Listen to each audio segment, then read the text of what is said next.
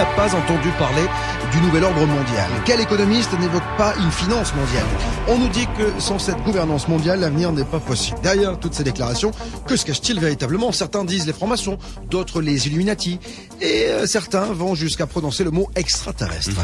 Pour bien comprendre tout cela, j'ai appelé l'homme des secrets. Je dirais même du top secret. Rock Soccer. Salut Rock.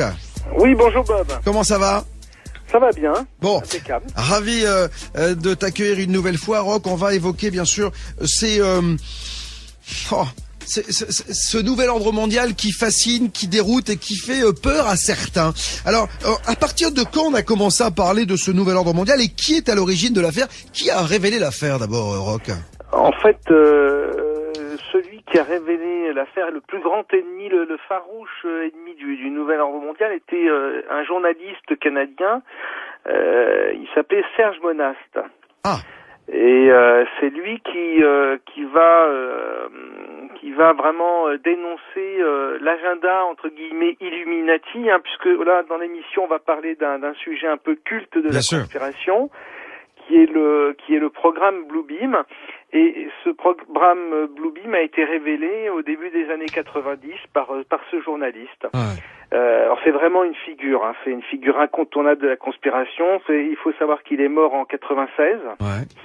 Quelques années seulement après avoir fait ses révélations. Naturellement ou un accident ou Alors, il est mort, il avait 51 ans et il est mort dans des circonstances assez douteuses, on va dire, et on a parlé de crise cardiaque. Donc ça, c'est après, évidemment, là, on est aussi c'est cultissime par rapport à la conspiration. C'est tragique, c'est la mort d'un homme, mais en plus, il est jeune, 51 ans, et il va mourir d'une crise cardiaque alors que c'est quelqu'un qui va avoir dénoncé le premier, il faut savoir, le premier, même avant, je crois même avant les anglo-saxons, le programme de la puce électronique, vous savez, l'implant. Bien sûr, RFID. La RFID. Ouais. Et donc c'est ce bonhomme-là. On est dans les années 90. On est dans ces figures des années 90. C'est vraiment les premiers révélateurs de la conspiration. C'est des gens hyper informés, journalistes, et qui ont des réseaux très haut placés, qui vont leur parler de programmes nés dans le cerveau d'employés, d'officiers de certaines officines. Oui, on s'aperçoit que dans ces cas-là, la crise cardiaque, elle a souvent bon dos, quand même. Ouais, elle marche bien. C'est vrai qu'il y a quelques cas comme ça de personnes qui ont un peu trop parlé, et soit c'est la crise cardiaque, soit c'est le cancer dans les 2 ans. Ouais, bien sûr. C'est alors, classique. On parle de nouvel ordre mondial. On va écouter. J'ai sorti pas mal de déclarations d'hommes politiques concernant ce nouvel ordre mondial, parce que je me suis aperçu que c'est vrai qu'à partir des années 90, on commence à évoquer de plus en plus ce nouvel ordre mondial. On voit des gens aux 4 coins de la planète évoquer ce nouvel ordre mondial. Et puis, côté français, bien sûr, on n'est pas en reste, avec notamment, Nicolas Sarkozy en 2008. C'est le 23 octobre, il est en meeting, et écoutez ce qu'il dit. Cette crise marquera sans doute pour l'histoire le commencement véritable du XXIe siècle. Le moment où tout le monde aura compris qu'il était temps de changer, temps de donner un nouveau visage à la mondialisation, temps de construire un nouvel ordre mondial, politique, économique, social, assis sur de nouveaux principes et de nouvelles règles. Alors quand on entend ça, moi je suis spectateur de ce meeting, bon j'y étais pas, mais en tout cas je me dis tiens, le mec se dit que on ne peut pas aller contre la mondialisation, il va falloir que l'on se serre les coudes. On se dit au début tiens, c'est pas mal finalement, il va falloir faire tomber les frontières, les dogmes, etc. Puis on va avancer. Et puis c'est beaucoup plus machiavélique que ça. Effectivement, donc on a vu depuis les années début 90 pas mal de chefs d'État. Ça a commencé avec Bush senior, mais ensuite son fils, Obama aussi, le pape lui-même, et puis Sarkozy à plusieurs reprises. Une première fois, un discours aux ambassadeurs, il avait annoncé donc le nouvel ordre mondial en disant que nul ne pourrait y résister. Ouais, c'est ça. Et je peux vous dire une troisième chose. On ira ensemble vers ce nouvel ordre mondial. Et personne, je dis bien, personne ne pourra s'y opposer. Ne pourra résister au nouvel ordre mondial. C'est un peu comme un code, comme une marque du plan Illuminati, une signature subliminale. C'est comme ça que, en tout cas, le conçoivent les conspirationnistes. Et Serge Monast qui a été le premier à révéler tout ça.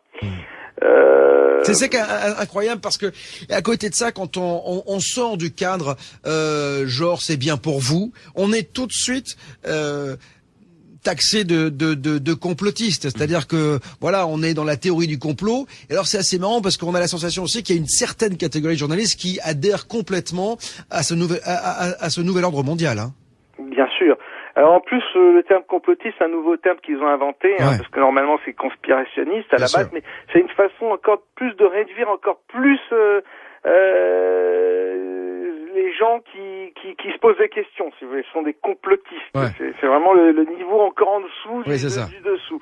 Mais pour rebondir sur ce que tu disais tout à l'heure, effectivement, hein, ça pourrait, quand on entend la première fois le mot nouvel ordre mondial, on se dit bon, peut-être une fraternité mondiale. Oui, on n'est pas du tout dans ce registre-là. Ouais. En fait, il s'agit d'une dictature mondiale implacable qui se sert de la technologie, c'est-à-dire que il faut imaginer un dictateur comme on en a toujours connu dans l'histoire humaine, mais qui bénéficierait des technologies les plus abouties, les plus en avance. Aujourd'hui, ça voudrait dire que c'est un monde aseptisé qui serait créé en très peu de temps, avec une humanité réduite à l'état de robot qui perdrait définitivement son libre arbitre. Hein, c'est-à-dire que c'est 1984 d'Orwell, avec un mélange de monde parfait. Oui, c'est Big Brother, quoi. C'est tout simplement ça, quoi. Voilà, c'est ça. Et donc là, on n'est plus du tout. Enfin, il y a plus grand-chose de bon à attendre de ce genre de nouvel ordre mondial, si tu veux mon avis. Et alors, on n'est pas dans le monde, dans le nouvel ordre mondial des bisounours. Ouais, c'est ça. Et pour ça, il faudra repasser, quoi. Alors ce soir, jusqu'à 23h avec Rock Soccer du magazine Top Secret, nous parlons du Bluebeam Project parce qu'on va le détailler, ce projet, ce nouvel ordre mondial. Celui qui a révélé cette affaire, Rock, tu le disais, c'est Serge Monast, donc ce Canadien. Il a défini ce projet en plusieurs phases, lui. Absolument. Hein, donc le projet Bluebeam, donc. Son objectif, c'est d'aider à l'instauration du nouvel ordre mondial, et pour ça, le nouvel ordre mondial, dont on parlait il y a 5 minutes, il va avoir besoin d'une philosophie commune à tous les peuples. Et en fait, de philosophie sera une religion, parce que on connaît rien de tel pour tenir les masses qu'un bon culte religieux. Et ça marche comme ça depuis des millénaires, il n'y a pas de raison de changer de méthode. C'est pas prêt de s'arrêter. Hein, voilà. Et l'instauration de cette religion nouvelle, c'est le secret, c'est l'articulation principale du contrôle mondial. Sans ça, il n'y a pas de nouvel ordre mondial possible. Et donc, pour imposer cette religion, la méthode, c'est l'opération Bluebeam. C'est un programme qui a déjà commencé. Dans la première phase qui était dénoncée par Serge Monast a déjà commencé. C'est une phase psychologique et cette première phase, c'est la remise en cause de l'ordre ancien. C'est la remise en cause des valeurs, des connaissances scientifiques, mais ça passe aussi par des découvertes archéologiques qui vont montrer l'erreur, la falsification des doctrines du passé. Non, mais alors ça veut dire quoi? Ça veut dire que, là encore une fois, si je prends le bon côté de la chose, je me dis finalement ils vont peut-être expliquer qui a fait les pyramides, l'île de Pâques, etc. Très juste. Eh oui. Très juste. Ben exactement ça, c'est exactement ça. Tu sais, on n'attrape pas les mouches avec du vinaigre. Il faut effectivement, on va apporter de la vérité là en l'occurrence, on va dénoncer des choses, mais c'est pour mieux vous retourner la tête. C'est ça. Et là, le but c'est la remise en question profonde de la croyance traditionnelle. Le cinéma, c'est un très bon vecteur pour faire ce boulot de cette première phase psychologique. Alors, on peut penser à des films comme pour nous les chrétiens. Pour les chrétiens, c'est avec les films comme Le Tombeau. Ouais, génial. Encore le David Chicode. Alors, Le Tombeau, c'est avec Antonio Banderas, je crois, hein, c'est absolument, ça? C'est ça. Absolument, où il découvre la tombe donc d'un personnage qui aurait été Jésus, etc. Ça. Et donc ça démontre. Enfin, et on va pas spoiler, comme on dit, mais et puis alors il y a le Da Vinci Code, qui est aussi dans ce registre-là, mais il y a dans la vraie vie, il y a des découvertes archéologiques, des découvertes d'évangiles apocryphes, etc. C'est toute une remise en question des traditions et des religions anciennes, qui sont en réalité qui procèdent d'une préparation psychologique des populations. Hein. Cette phase-là, elle est bien avancée en Occident, et ces notions, elles sont présentes, peut-être subliminalement par rapport à l'ensemble de la population qui préfère s'occuper de football ou de choses comme ça, mais elles n'attendent plus que l'événement pour prendre racine et pour prendre sens dans la tête des gens. Hein. Alors, en tout cas, on va continuer à parler de tout cela, Roch, dans quelques instants, juste après la pause. Il y a pas mal de questions qui arrivent, mon Elliot, sur la page Facebook. Ah oui, il y a une question pour savoir si effectivement dans le projet Bluebeam, il n'est pas prévu de réduire la population sur Terre, passer de 7 milliards à 2 milliards, on nous dit. Alors ça, Roch, quel est ton point de vue là-dessus ? Ça fait partie, c'est ce que je disais tout à l'heure en parlant de nouvel ordre mondial, ça fait partie donc du programme du nouvel ordre mondial. C'est un plan qui se décline sous plusieurs appellations. C'est qu'on n'est pas vraiment à proprement parler dans le domaine du Bluebeam, mais on est dans le domaine du nouvel ordre mondial, puisque comme je vous disais, avec la technologie, rien de plus facile que stériliser une population via l'alimentation, via des programmes alimentaires ou de la vaccination, etc. Et auquel cas, vous avez votre population qui va se réduire naturellement. Si vous voulez y aller plus brutalement, plus rapidement, vous avez des épidémies, etc. Enfin, c'est ce que j'ai appelé la dictature aseptisée. On rentre dans une dictature où il y a très peu de gens qui vivent un peu dans des trucs sous cellophane, très propre, très machin, c'est le meilleur des mondes.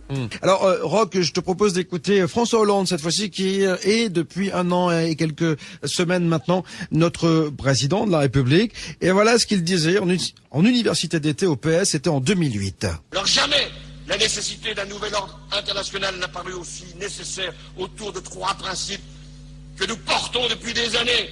Les socialistes, mais pas simplement les socialistes. Tous ceux qui ont une conception multilatérale de l'organisation du monde. Voilà, une organisation unilatérale, en fait, une pensée unilatérale. C'est-à-dire que c'est ça qui fait un peu peur, parce que moi, on m'a toujours dit que les différences c'était je sais pas, quelque chose de positif, non? Bah oui, mais attention, Bob, hein, tu vas finir par devenir un conspirationniste. Hein. Non, mais moi j'observe, moi je sais, j'expose et les gens disposent, tu le sais bien. Mais je sais, mais je suis exactement dans cette démarche. Mais oui, c'est ce que moi je fais ce constat-là tous les jours. C'est vrai que il y a vraiment deux discours, quoi. Il y a ce qu'on observe dans la réalité, et c'est la direction que prend le monde. On se rend compte que la communauté européenne, si on analyse son fonctionnement, ça ressemble, et on en parle d'ailleurs dans Top Secret, ça ressemble vraiment de plus en plus à une étape obligée vers ce nouvel ordre mondial, vers cette dictature mondiale. Donc il y a énormément à réfléchir, à penser là-dessus. On a vu que c'était une remise en question de l'ordre ancien, des philosophies anciennes, des doctrines et même des connaissances scientifiques anciennes, mais il faut aussi voir qu'il y a une nouvelle philosophie qui est derrière, qui a été aussi amenée, hein, donc celle du discours politique, mais aussi pour revenir au Bluebeam, un discours plus philosophique, plus religieux, qui va être véhiculé par toutes les idées New Age qui ont eu cours depuis 30 ans, qui se répandent à travers le monde, à travers les continents. Et alors c'est les idées des frères de l'espace qui prennent soin de nous, qui arrivent pour nous sauver, si vous voulez. Et donc ces idées New Age, elles aussi, depuis 30 ans, 40 ans, elles ont fait leur chemin. Elles ont été imaginées, favorisées par des officines secrètes, il faut le savoir. Et là aussi, le cinéma a joué un rôle important.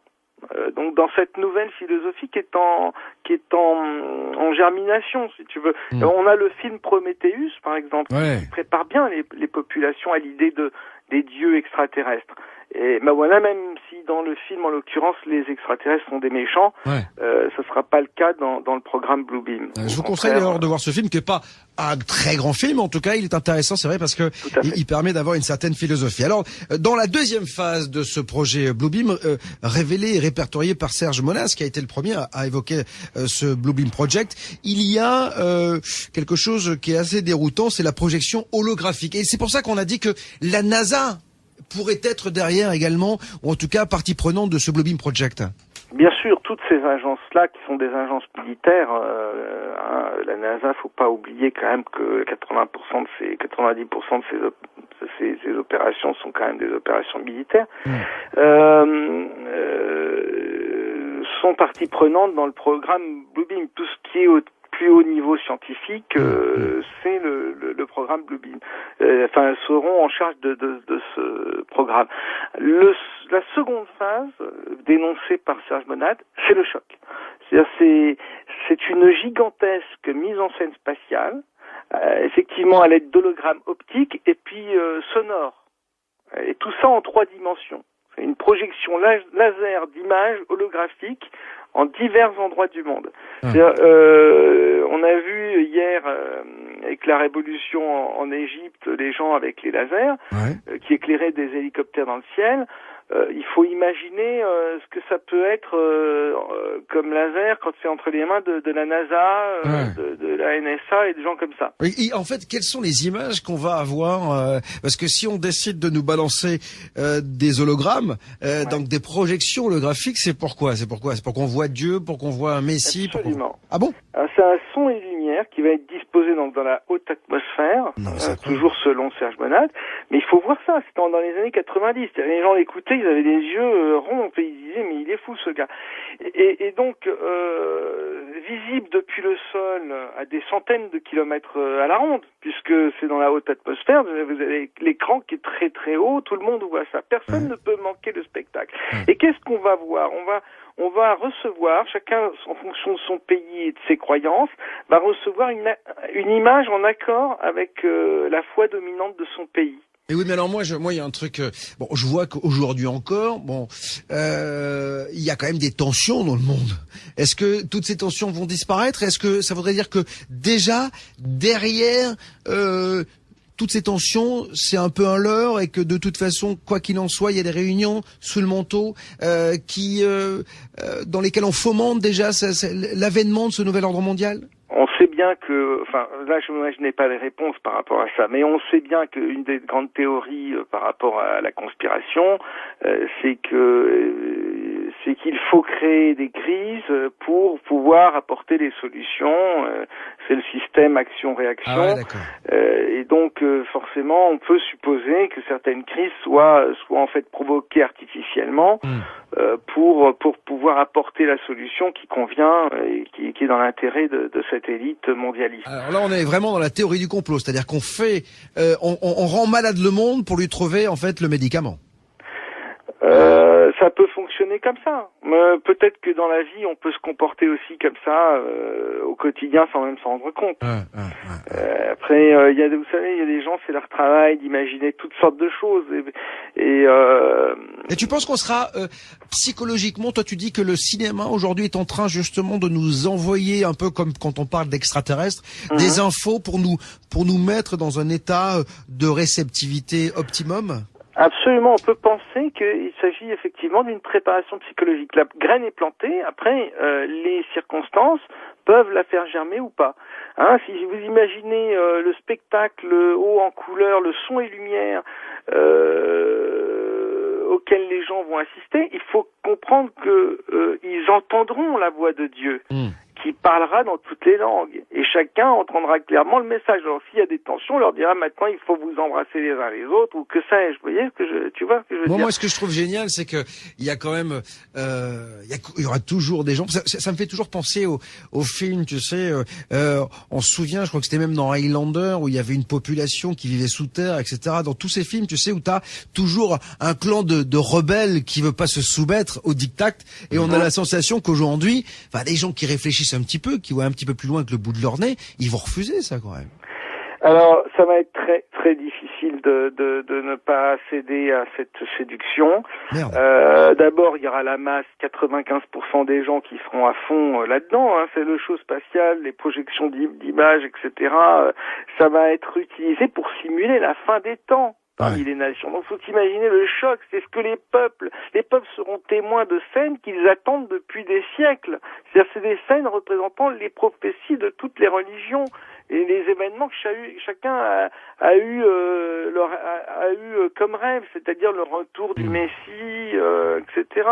Tout ça sera projetés grâce à un vaste réseau de satellites. Et franchement, va être très dur pour les 5% de personnes qui ne sont pas dupes d'expliquer aux gens, mais attendez, tout ça c'est du bidon, vous l'avez expliqué avec le Blue. Si jamais ça arrive, parce que la révélation ultime de l'affaire du Blue Beam, si ce programme-là a vraiment lieu et vraiment déclenché un jour, c'est que Dieu et les anges sont en réalité des entités extraterrestres qui ont favorisé l'évolution de l'humanité depuis le commencement des temps et qui ont guidé l'homme depuis la fondation des premières civilisations et la création des premiers cultes religieux. C'est une révolution dans la tête. Alors évidemment que ça sentira l'arnaque, mais ce sera très difficile de résister parce que ils vont pas faire ça n'importe quand. Ils feront ça à un moment où l'humanité aura connu une période de traumatisme. Oui, c'est ça, mais guerre. En quoi on peut imaginer quoi dans les 20, 30, 50 prochaines années? C'est quelque chose comme ça pour que tout le monde soit. Ça peut être plus rapide, mais donc on risque de le vivre nous encore. Ouais, on peut supposer qu'on puisse le vivre. Oui, c'est peut-être une question de décennie. Si jamais ces gens-là décident d'aller au bout de leur programme, les choses peuvent encore changer. Rien n'est inéluctable. Mais en tout cas, s'ils le font, ils le feront vraiment après une crise terrible et sous le choc, les populations accepteront comme logique ce qui leur a toujours paru inconcevable. Et puis bon, là, après les gens déchanteront, mais dans un premier temps, ils prendront la main qui leur est tendue. Et pour t'expliquer à quel point ce sera difficile, c'est qu'il y a le troisième effet qui se coule, il y a le la troisième phase de ce programme là, qui est le coup de grâce, c'est que les gens entendront des voix à l'intérieur de leur conscience, c'est-à-dire qu'ils auront l'impression que Dieu leur parle directement dans la tête. Oula. Cette technologie, le pire, c'est qu'elle est peu connue, mais elle existe depuis longtemps. C'est-à-dire qu'en fait, c'est comme s'il y avait une machine qui nous envoyait des messages télépathiques. Voilà, c'est l'ultime machine à miracle. Les systèmes d'émission, de réception et les ondes ELF, VLF et ELF peuvent atteindre chaque personne à l'intérieur de sa conscience. Et donc la personne qui sera touchée par ce phénomène sera persuadée que c'est son propre Dieu qui lui parle et qui lui donne des ordres depuis les profondeurs de son âme. Va-t'en toi après lui dire, mais non, tu sais, c'est Blue Beam, c'est une connerie. Ouais, c'est ça. C'est flippant. C'était la caméra cachée. Et alors, tu peux faire entendre, comprendre des messages par audiogramme à pulsion micro-ondes auditives directement envoyées dans le cerveau. Tout ça, c'est scientifique, ça existe, ces expériences datent des années 70. Alors, ça paraissait en 70 de la science-fiction, mais aujourd'hui, ça ressemble encore à de la science-fiction. Et pourtant, ces technologies qui sont peu connues sont entrées dans le domaine public. C'est-à-dire qu'on s'en sert même de façon ludique. C'est fun, c'est rigolo. Il y a des opérations publicitaires, commerciales, où tu as des passants qui passent sur le trottoir, ils sont tout un groupe, et la pub choisit un secteur de 30 cm, si tu veux, sur le trottoir, et il n'y a que la personne qui passe à cet endroit-là qui va entendre le message publicitaire. Pendant tous ses voisins, les autres, qui sont à 1 mètre de lui, n'entendront rien. Et le type entend ça à l'intérieur de sa tête. Hundreds of people in the valley say they are hearing voices in their heads. And those voices are being transmitted by microwave or other methods. Well, several viewers asked us to investigate what they call electronic harassment. KMIR6's Angela Monroe joins us now with what she's discovered. Angela. Electronic harassment, synthetic telepathy, voice-to-skull technology. Chances are you haven't heard of these terms. But after searching the internet, I found dozens of websites dedicated to the phenomenon and several Valley residents who say they're victims. How much more can you invade me than to go into my brain? It sounds like somebody else is reading the book, only it's thoughts. We're not having a group hallucination. This is actually something that's happening. These men all live in the area, didn't know each other before the voices started, and say someone is playing mind games with them. Mostly it's a lot of derogatory comments about whatever you're thinking about. Kevin Bond says he used to have a normal life. I was living in the San Diego area, was clerking for a federal judge, and I noticed that I was being followed by a whole bunch of people. According to the websites, what Bond is describing is called gang stalking. He moved to Palm Springs to escape. I started hearing, as you'll hear, hearing voices and what they'll call voice to skull or microwave hearing. Bob Stansfield says his experience was similar and started a decade ago. They were active in following me around here, and I started hearing the voices a little bit after the vehicular stalking. Randall Ringer says the voices started when he was undergoing chemotherapy. The first thing that was said was Randall Ringer.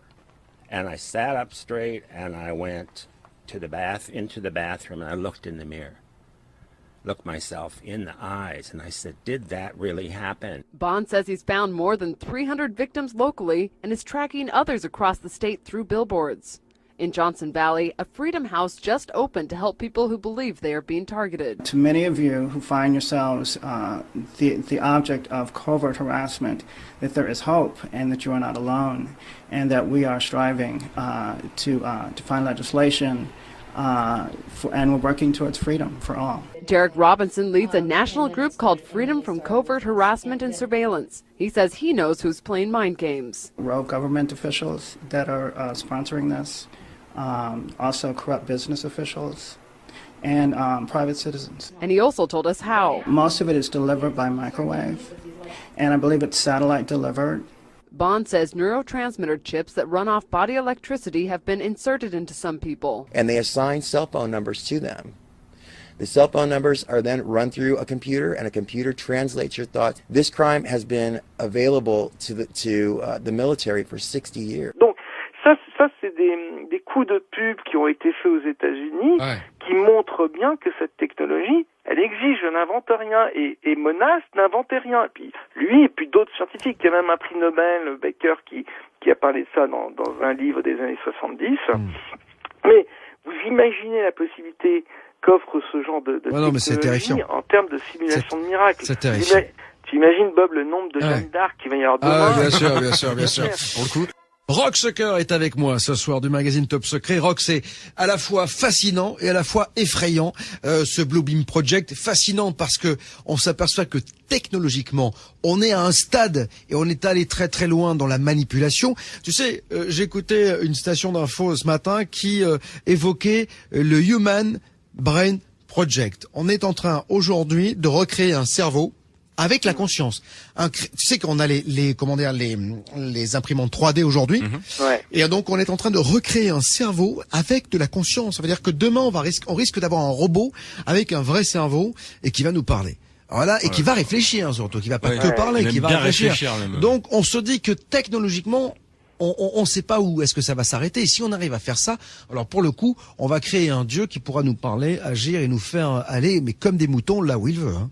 Absolument, et puis ce sera quelqu'un qui simulera, qui fera croire qu'il est un dieu. Bien sûr. Et on est arrivé effectivement au niveau des dieux.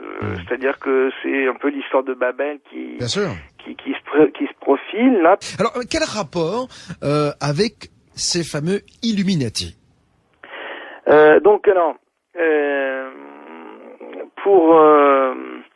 Pour terminer avec l'histoire de ce truc des voix dans la tête, là, on n'est pas là pour faire un cours de physique, mais il faut que les gens pensent maillage satellite autour de la planète, HAARP,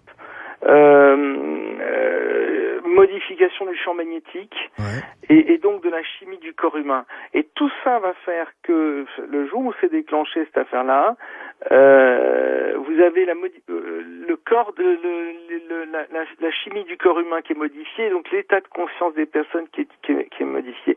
Vous allez avoir des milliers de Jeanne d'Arc qui vont être placées dans des sortes de transes ou d'extase mystique. Et là, ça va être très chaud pour tout le monde. Donc là, vous rentrerez vraiment dans un monde nouveau et qui va s'appeler le nouvel ordre mondial, qui est le rêve des Illuminati. Oh, c'est incroyable. T'imagines si j'avais la possibilité de dire à chacun des auditeurs, écoute-moi ce soir. Chacun des citoyens français, mais dans le monde, écoutez-moi. Pas vous dire toute la vérité. Non, on en rigole, mais c'est vrai que c'est effrayant parce que on sait toujours comment certaines personnes après peuvent utiliser ces technologies et ça fait très très peur. Donc les Illuminati, on a parlé également des Anunnaki, c'est-à-dire que les extraterrestres qui seraient derrière tout cela. Quel est ton sentiment, toi? Quand tu vois ça, tu te dis quoi?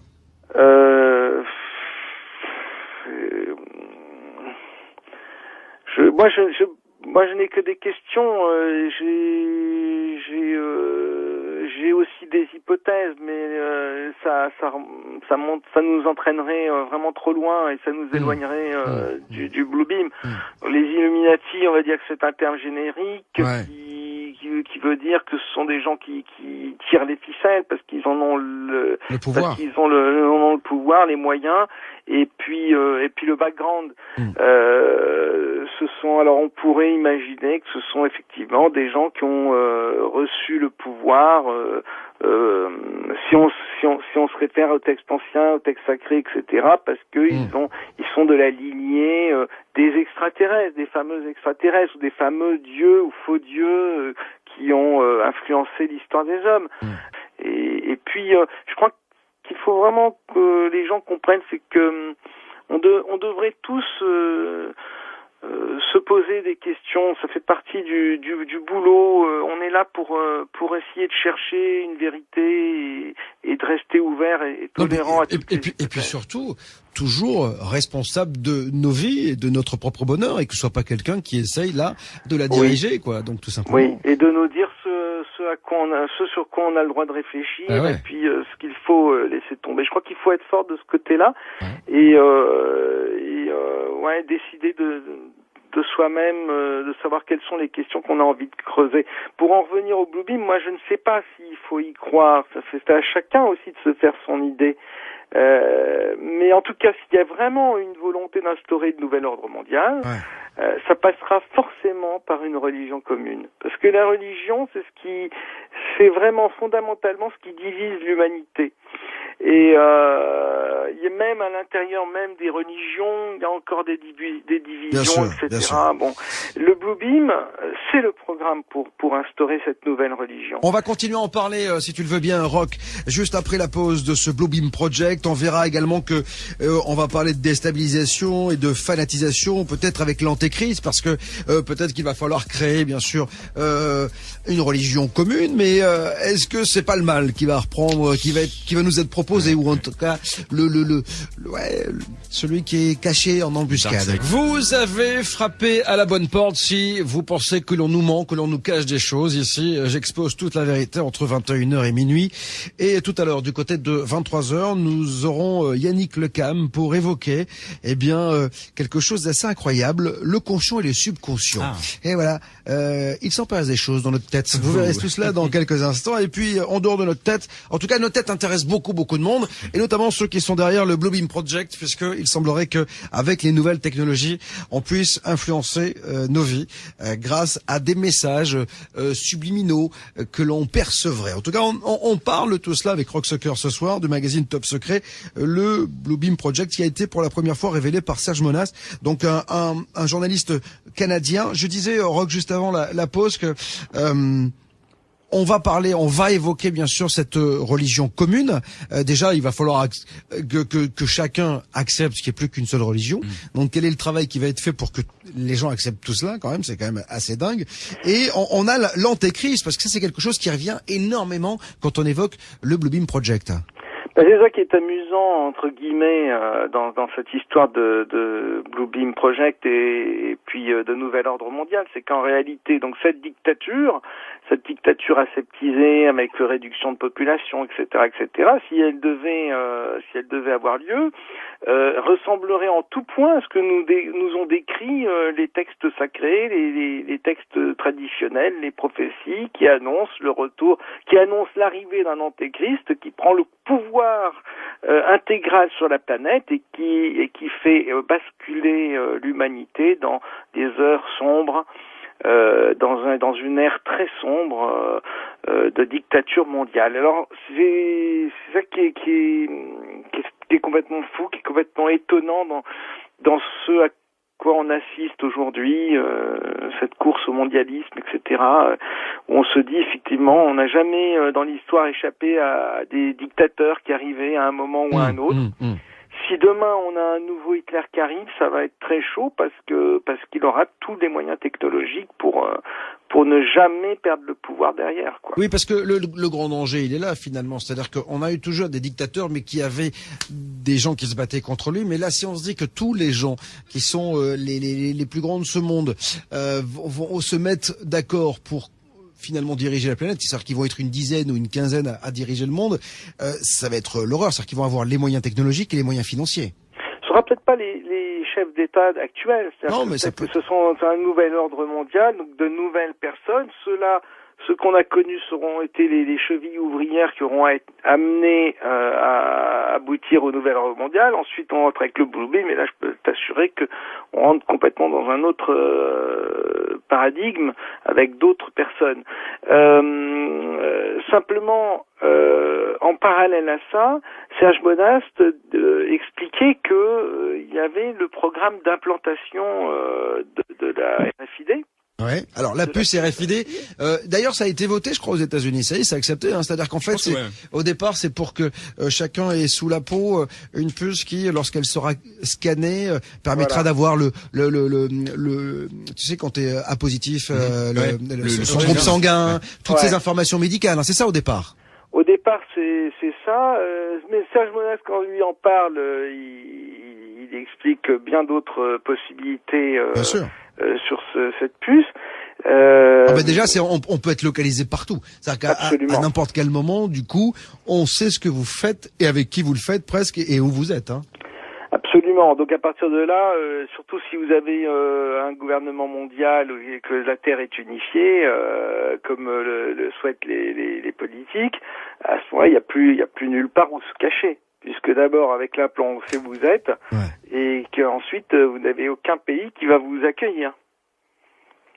C'est quand même. Alors Mathieu est en train de me dire que ça existe pour certaines boîtes de nuit. C'est ouais, t'as dans des boîtes de nuit en fait, ils te mettent une puce dans le bras pour que tu puisses rentrer dans le carré VIP en fait. Quoi ? Donc, ça existe déjà pour les boîtes de nuit. Ouais, j'en ai entendu parler à la télé. C'était il y a 2 ans, un truc comme ça déjà.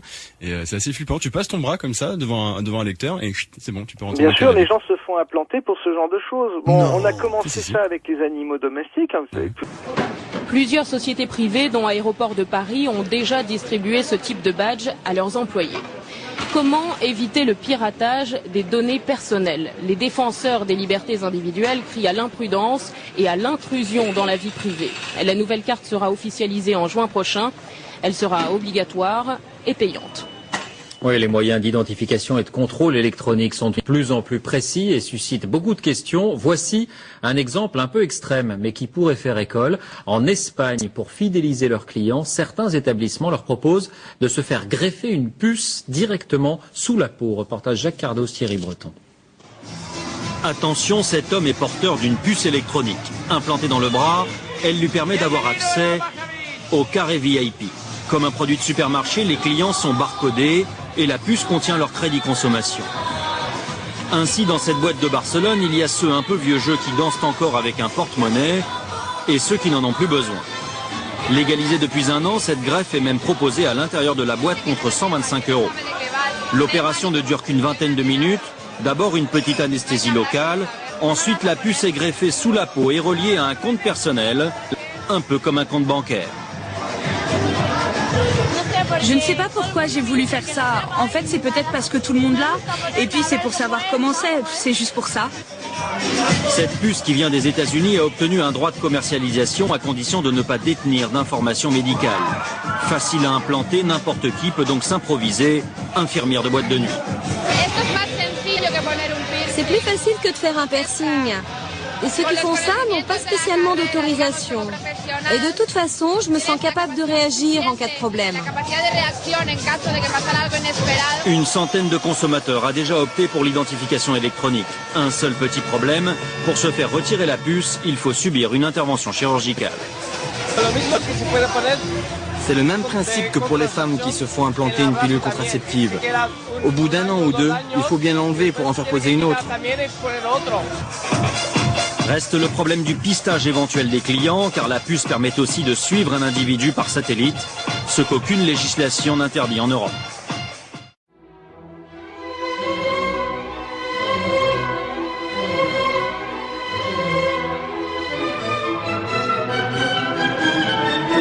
Bonjour Jacques Attali. Bonjour. Alors aujourd'hui nous allons parler de l'avenir de la radio-identification, souvent identifiée sous le sigle de RFID. Alors qu'est-ce que c'est ? C'est une méthode pour mémoriser et transmettre des données qui sont stockées sur des radioétiquettes composées d'une puce électronique et d'une antenne, qui permet de recevoir et répondre aux requêtes radio émises depuis un émetteur-récepteur. Alors ces radioétiquettes, elles sont introduites dans des produits ou collées sur des objets, mais elles peuvent aussi être implantées dans des organismes vivants. On a le sentiment que c'est quelque chose de très nouveau, alors qu'en fait, ça existe depuis très longtemps. Tout ce qui va être de plus en plus nécessaire à suivre à distance, savoir ce qu'il devient, permettre de connaître l'évolution des produits, les localiser, optimiser les stocks, de façon à ce qu'on ait des stocks minimaux, faire en sorte qu'on sache en permanence où se trouvent ces objets, permettre d'intégrer des processus de production. Oui, on parle d'un enjeu économique majeur dans la traçabilité des produits. Les réductions des coûts sont considérables. En termes de sécurité sanitaire, de pouvoir tracer l'origine des produits agricoles depuis leur conception jusqu'à leur consommation. Tout ça donne une traçabilité sur les objets absolument gigantesque, encore à venir. Sur les personnes aussi, on peut imaginer une traçabilité encore plus grande. Parce que sur les objets, on connaît, mais sur les organismes vivants, que ce soit les animaux ou les êtres humains, qui pourront avoir une puce électronique implantée dans le corps. Mais avant de parler de l'implantation des organismes vivants, il faut regarder tout ce qui va se passer aussi sur les moyens de paiement et sur la surveillance même dans la vie quotidienne de nos enfants ou de nos petits-enfants. To think something so small can connect you to everything that matters. When your life and all you love are on the line.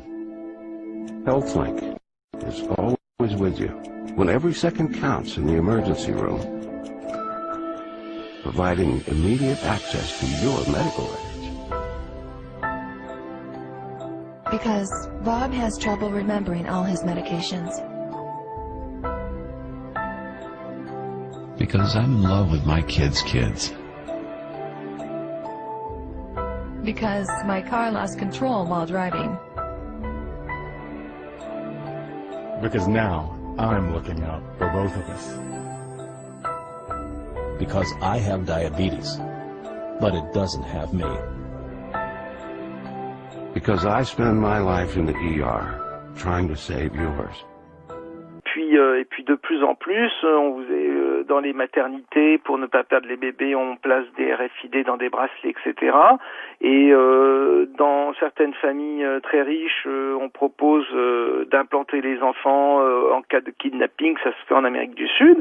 Et en Inde, le programme d'implantation est... Alors il faudrait vérifier l'information, mais à l'époque il était dans les tuyaux, puisque on expliquait que c'était le seul moyen pour les Indiens d'avoir la sécurité sociale, que pour éviter les fraudes, etc. Il fallait que tous les Indiens soient implantés. Et je crois qu'aux États-Unis c'est la même chose, c'est-à-dire que Obama a fait le programme de sécurité sociale et s'est battu là-dessus, mais dans la loi sur la sécu américaine. Au bout de quelques années, pour continuer à avoir cette prestation, il faudra l'implant. Donc on y va. C'est ça qui est extraordinaire chez Monas, c'est que tout ce qu'il a annoncé à l'époque où on disait ce type est complètement dingue et où lui disait attention, j'ai des informations très sérieuses et j'ai un réseau d'informateurs très très très bien placé, très privilégié.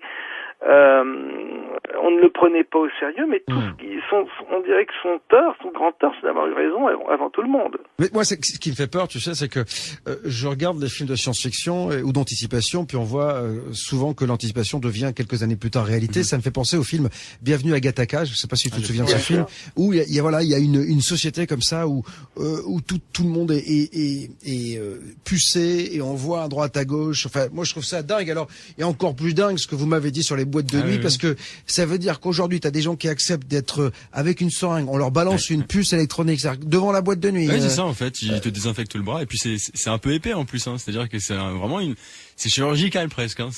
Et alors on accepte que des boîtes de nuit te mettent des trucs dans la peau. Ouais. Oui, on aura, si tu veux, Bob, il y aura toute une émission à préparer sur ce genre de sujet. C'est tout à fait passionnant. Tu vas avoir la tête à l'envers, mais ça va très très loin l'implant, parce que ça peut aussi modifier la chimie du corps humain. Bref, on peut imaginer au bout d'un moment dans une dictature que cette puce-là est carrément une programmation et qu'elle implose quand t'as arrivé à l'âge de 30 ans. Auquel cas, là, tu rentres dans le film L'âge de cristal. Hein, puisque L'âge de cristal ne montre rien d'autre. Tu as un diamant dans la main. Je sais pas si tu te souviens de ce film-là, un peu vieux, où ce sont des gens vivent dans une ville qui est à l'abri de la pollution, etc. Mais évidemment, comme la Terre n'a plus de ressources pour nourrir tout le monde, à 30 ans, les gens sont sacrifiés. Ils partent, ils vont dans, je sais plus quoi, le sanctuaire, je sais plus comment on appelle ça, et ils sont sacrifiés. Or, qu'est-ce qu'on a fait à tous les corps humains, tous les bébés qui naissent, on leur met une sorte de rubis dans la main qui clignote, et un jour, boum, ça s'éteint. C'est-à-dire que quand le truc arrive l'implant arrive à son terme, ça s'éteint, et ça veut dire qu'il faut aller à l'abattoir, quoi. Ouais, c'est juste hallucinant. J'ai vu un film aussi avec, je crois que c'est Justin Timberlake sur, c'est sur le temps, en fait. Time Out, je crois. Hein. Ça, c'est incroyable, ça aussi. C'est exactement, c'est le principe de l'implant. Si tu réfléchis bien, l'implant, c'est tout ça. Ah, mais d'un autre côté, ça peut être, on peut prendre le côté pratique. Par exemple, tu peux mettre une puce pour prendre la carte Navigo, ta truc de sécurité sociale, ta carte bleue. Le mec, on lui parle du nouvel ordre mondial. Il me parle de sa carte Navigo quand même, hein. C'est-à-dire que tu vois quand même le Mathieu qui est terre à terre. On est visionnaire, Mathieu. Tu vois, on va loin. Ouais, mais ça me fait peur tout ça, là. Mais là, il résonne comme nous résonneront, voilà. La majorité de la population. Mais bien sûr. Parce qu'il y a des bons points. Mais bien sûr. C'est comme ça que l'implant va réussir à s'implanter, parce qu'on va t'expliquer que, si t'as une crise, tu tombes évanoui sur la rue, on pourra lire ton implant en 2 secondes, on sait quel traitement te donner, etc. Les gens vont se précipitent déjà là-dessus, parce que dans certains pays, c'est déjà le cas. Pour les enfants, la peur du kidnapping. Bah oui, fatalement, oui. Et le problème, Mathieu, c'est que le jour où tu as un dictateur qui a pas froid aux yeux, qui est décidé à tout pour instaurer son pouvoir et la dictature mondiale, ce jour-là, l'implant, il servira pas seulement pour pouvoir passer l'autoroute, le péage. T'imagines les informations qu'on peut t'envoyer dans ton implant. Ouais, non, mais il faut juste être au courant que de toute façon, il y a déjà toutes les informations sur Facebook, dans ton portefeuille, il y a déjà tout. C'est-à-dire mais alors déjà, là, Mathieu, déjà, on est complètement surveillé. C'est-à-dire que tu es fiché. On peut savoir où tu es n'importe comment. Tu sais que tu fais. Il y a quand même des mecs qui pendant la guerre se prennent des missiles sur la gueule alors qu'ils sont dans un chiotte, tu vois, quelque part dans le monde. Mais les mecs savent où il est et le missile a été envoyé à des centaines de kilomètres. C'est-à-dire qu'ils savent où. Ce qu'on appelle la guerre chirurgicale. Quoi qu'il en soit, donc t'imagines déjà ce que ça fait. On imagine que si ça. En tout cas, ce soir jusqu'à 23h, c'est le projet Bluebeam qui nous intéresse, ce nouvel ordre mondial. L'application Bob vous dit toute la vérité est téléchargeable gratuitement sur l'App Store et Android. À 23h, le conscient et le subconscient. On demandera à Yannick Lecam d'ailleurs si notre subconscient va accepter tout cela, parce que tu sais, il y a quelque chose qui est très intéressant, Rock, c'est que est-ce qu'à un moment donné, notre nous va pas refuser ça? Est-ce qu'on va, tu sais, on dit souvent on ne connaît qu'une partie de notre cerveau, mais est-ce qu'à un moment donné, il va pas se réveiller en se disant mais arrêtez? Est-ce que tu crois qu'il va y avoir un réveil? il y aura un pourcentage de personnes qui se réveilleront. Après, pour le reste, moi, je ne sais pas. Moi, je me pose des questions quand même sur le fonctionnement des masses, des peuples, la manipulation vue à la télé, toutes ces choses-là. Bon, alors, je te parle même pas de l'implant, parce qu'en plus, l'implant, parce que Mathieu oublie le facteur 11, c'est-à-dire que l'implant émet des ondes, reçoit des ondes, donc on pourra recevoir des ordres, émettre nous-mêmes des ondes, et tout ça peut modifier la chimie d'un corps. Bien sûr. Non mais lui c'est le stéréotype du mec qui va être le premier à se faire implanter. Hein. Voilà, donc, c'est pour ça que quand tu me parles d'éveil, alors je sais pas, il faudra surveiller Mathieu, voir Mathieu comment. Non mais lui il s'endort lui. Là, lui il s'éveille pas, lui il s'endort en fait. Tu vois, je peux dire, il est dans le dans le moutonnage. Non, en fait, merci, voilà, non, mais, donc, voilà. non mais je réfléchis un minimum, mais c'est juste que bon bah voilà, c'est un minimum. Ouais, un minimum. Ah bah oui. Non mais pas trop. Je peux pas. Ah bah non. Il réfléchit à un minimum. Mais c'est vrai que, mais en même temps, je peux comprendre Mathieu. C'est vrai que là, on le chagrine, mais effectivement, t'as raison. C'est-à-dire que tu dis à des parents, vous pouvez éventuellement savoir à tout moment où est votre enfant si on le kidnappe. Il y a des gens qui ont de l'argent. Il y a des pays en Amérique du Sud où on te kidnappe ton enfant pour rien du tout. Dès que t'as un peu d'argent, donc on peut savoir où il est. On peut savoir effectivement ton groupe sanguin en cas d'accident, tes antécédents physiques, etc., médicaux. Mais en même temps, c'est toujours comme d'habitude, quoi. La pièce à deux côtés, quoi. Absolument. Bah, c'est ça. C'est-à-dire que ce n'est que dans un second temps que la pièce montre son vrai visage. Et là, c'est malheureusement trop tard, parce qu'une fois que tu as un implant, ça devient beaucoup plus délicat de l'enlever. Je crois il y a aussi des films qui montrent ça. Ouais. Alors dis-moi, tu quand on parlait de nouvel ordre mondial et quand on a préparé le dossier, tu voulais qu'on évoque en fait le Disclosure. Oui. Parce que le Disclosure Project, c'est quelque chose qui s'est tenu en avril, début mai. Voilà. On avait fait une émission ici. Toi, tu dis qu'il y a quelque chose qui est en rapport avec ce nouvel ordre mondial. Bah voilà, exactement. C'est-à-dire que en fin avril, début mai, il y a eu l'audience citoyenne de la divulgation. C'était une grosse assemblée organisée par Stephen Bassett, genre à la manière américaine, si tu veux, genre congrès américain. Il y avait des hommes politiques, des scientifiques, militaires, services secrets, tout ce monde-là. Ils étaient tous là à lever la main droite, dire je le jure, prêter serment pour raconter leur histoire sur les ovnis. Et ça, c'est une réunion qui a coûté quand même $1 million à peu près, avec très grosse couverture médiatique aux USA, et tout. Donc évidemment, le milieu ufologique s'est enflammé, ouais, génial, c'est super, etc. Mais enfin bon, après on peut se poser des questions, pareil, pourquoi ces gens-là se mettent à parler comme ça en dehors des raisons d'argent? Pour qu'est-ce qu'ils ont été frappés tout d'un coup par la grâce, par l'amour de la vérité, et c'est des gens qui ont fait une carrière dans des officines où on leur apprend toute leur vie à faire de la désinformation et à cacher la vérité, et tout d'un coup ils lâchent tout en bloc. On peut se poser des questions, savoir d'où vient l'argent, etc. Et donc ce que je veux dire, c'est juste de mettre un peu en garde les auditeurs ou les personnes sensibles à toutes ces histoires d'ufologie, c'est se demander si tout ça ne procède pas aussi de la phase 1 qui était dénoncée par Serge Monast, c'est-à-dire de la préparation des esprits à ce choc du Blue Beam, c'est-à-dire le truc Indépendance D où tu as les vaisseaux spatiaux qui arrivent tous au-dessus des villes, etc. C'est vraiment cette réunion qui a eu lieu, même si c'est positif qu'on parle des ovnis, même si je suis sûr que certaines de ces personnes sont complètement honnêtes et sincères, etc. On peut se demander qui tire les ficelles là aussi, et si c'est pas une façon de préparer, et si on n'est pas déjà dans la phase 1 du Blue Beam, c'est-à-dire la préparation de la population, à savoir, voyez, on vous l'avait dit, il y avait même des gens gradés, tout ça, avec pédigré qui vous avaient révélé l'existence des ovnis. Bien donc sûr. Vous pouvez le croire. Vous avez encore une preuve de plus. Ouais, une preuve de plus. Alors tu sais que beaucoup de politiques évoquent ce nouvel ordre mondial. On se demande qui est derrière, parce que la question c'est à qui profite le crime. Et puis on a pas mal de politiques donc qui évoquent depuis quelque temps maintenant ce nouvel ordre mondial. Et on a quelqu'un qui a été célèbre pour ses frasques dans une certaine chambre d'hôtel, qui était un économiste brillant, qui a été le patron du FMI, Dominique Alex Strauss-Kahn, qui en son temps également évoquait, et d'ailleurs l'évoque toujours au gré de ses conférences, parce qu'il en fait toujours, le nouvel ordre mondial. Il dit, lui, que le monde est uni. Écoutez-le. La planète se réunit en une seule humanité.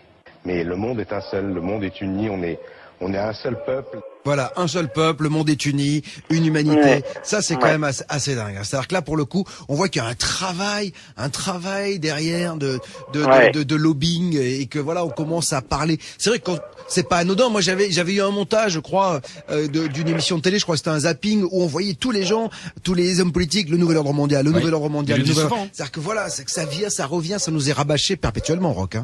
Absolument, c'est toujours, ça procède toujours de la même préparation qui est sur plusieurs phases, et là et c'est vrai qu'il y a un discours il y a un double discours, c'est-à-dire qu'il y a le discours et puis les faits en réalité. Ça fait peur. C'est vrai que ça fait peur. À qui va profiter le crime? Est-ce que tu disais tout à l'heure que c'était pas forcément les hommes politiques. Est-ce que ce sont les banques, les financiers, là? Parce que, à un moment donné, si on fait ça, c'est qu'il faut qu'on récupère de l'argent, parce que sinon ça n'a aucun intérêt. Bob, ça engagerait quasiment une nouvelle émission, je t'assure. C'est à qui profite le crime, c'est-à-dire comment ça peut fonctionner, qui tire les ficelles réellement. Effectivement, là, ça nous ramène aux dieux, aux faux dieux, à l'histoire des civilisations, parce que peut-être que tout ça n'est qu'une boucle temporelle qui se joue tout le temps. On nous a raconté le déluge, on nous a raconté, etc. Il y a peut-être un moment, un Matrix Reload qui nous attend, c'est-à-dire une remise à jour. Le nouvel ordre mondial, c'est peut-être un départ à zéro où on remet les pendules à l'heure, on repart avec une humanité nouvelle, et là ça rejoint après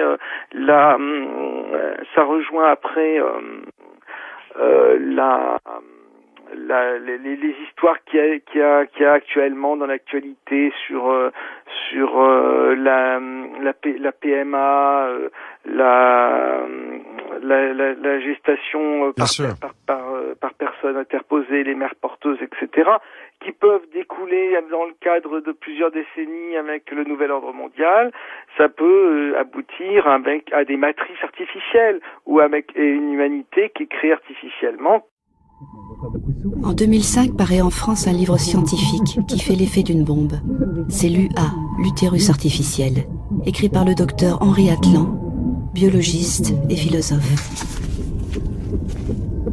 Après la pilule contraceptive, l'insémination artificielle, la fécondation in vitro, une prochaine étape sera l'ectogenèse, c'est-à-dire l'utérus artificiel. C'est-à-dire la possibilité de faire se développer un bébé depuis la fécondation jusqu'à la naissance, en dehors du corps d'une femme. On transgressait quelque chose.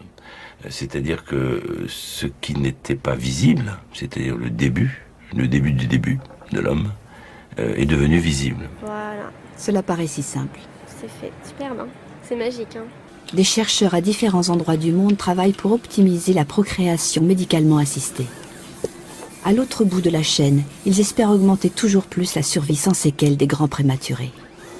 Recherche sur le placenta artificiel. Étude pour un liquide amniotique de synthèse. C'est un peu comme si plusieurs personnes creusaient un tunnel de différents côtés d'une montagne. S'ils arrivaient à se rejoindre au même endroit, la jonction sera faite. L'utérus artificiel existera. Pour moi, être féministe, c'est emmerder le monde, être fière, courageuse, être vulgaire, être forte, être grossière, être virile. C'est aussi ça le nouveau féminisme. C'est une contribution, disons, à la pensée féministe. On n'a pas on crée pas non plus un nouveau féminisme, mais on essaye effectivement d'aller du côté de ce qu'on appelle la virilité, c'est-à-dire prendre un peu au mec ce feu sacré de la virilité. C'est quoi être viril? C'est avoir une grande gueule, c'est boire, fumer, parler, s'emparer de la chose politique, parler toute la nuit, rouler sous la table pour des idées. Pourquoi vous faites cette tête-là, Fabrice Guignon? On a l'impression que vous êtes estomaqué, abasourdi. Vous allez prendre le peu qui leur reste, hein, parce qu'ils sont tellement, il reste plus rien, mon chéri, je t'assure, ils sont en fin de piste, hein, vous verrez. Nous, on n'est pas du tout dans un combat contre les mecs et dans une haine des mecs. On est un peu, justement, ce que dit aussi Virginie Despentes dans son livre, c'est tous ensemble, c'est-à-dire justement cette virilité-là, partageons-la tous ensemble, les hommes et les femmes, Voilà, que les mecs se féminisent, que les femmes se virilisent, faisons un petit peu circuler, et aussi faisons circuler le ventre et la tête, puisque vous vous dites, voilà, les femmes sont merveilleuses parce qu'elles sont du côté du ventre, elles enfantent, etc. Puis les hommes, c'est le cerveau. Moi, je serais pour qu'on sorte un peu de cette partition naturaliste. L'utérus artificiel pourrait nous y aider, par exemple. Les femmes pourraient n'être plus que des cerveaux, les hommes pourraient louer des utérus pour faire des enfants. Voilà, je ne comprends pas la nécessité de cette uniformisation. Moi, je pense qu'il y a égalité, mais je ne comprends pas pourquoi vous voulez l'uniformité. Je crois que c'est Sacha Guitry qui disait qu'il donnerait volontiers la supériorité aux femmes si elles arrêtaient de parler d'égalité. Avant les guerres, les hommes et les femmes combinaient eux-mêmes leur patrimoine génétique et s'exposaient à de multiples dangers. Les enfants leur appartenaient comme des objets. Ils ne prenaient pas la liberté comme il est d'usage aujourd'hui. C'est ce qui s'appelait une famille. Nous avons beaucoup progressé depuis lors.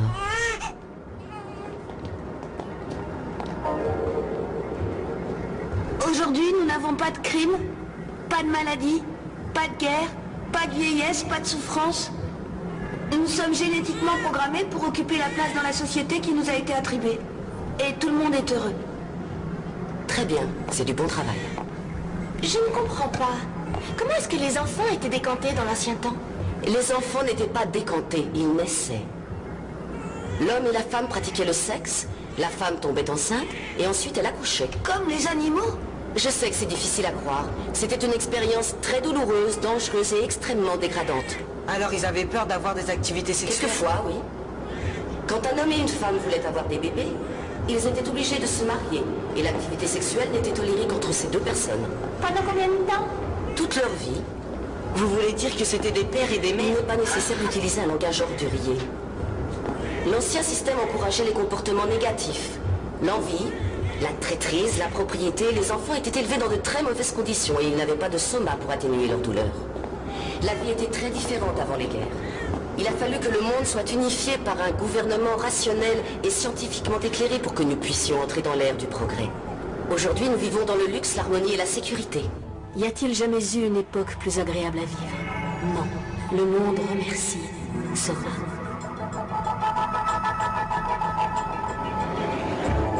Chacun a sa place et un objectif. Ainsi, tout le monde est heureux et vit en harmonie. Les alphas, les bêtas, les gammas et les deltas. Tout le monde appartient à tout le monde. Nous devons respecter les deltas, les gammas et les bêtas. Nous sommes tous utiles et je suis fier d'être un alpha. J'aurais détesté être aussi ennuyeux qu'un delta. Suivre des ordres comme un gamma ou surveiller comme un bêta. Nous sommes tous utiles. Nous devons respecter les deltas, les gammas et les bêtas. Nous sommes tous utiles. Je suis fier d'être un alpha.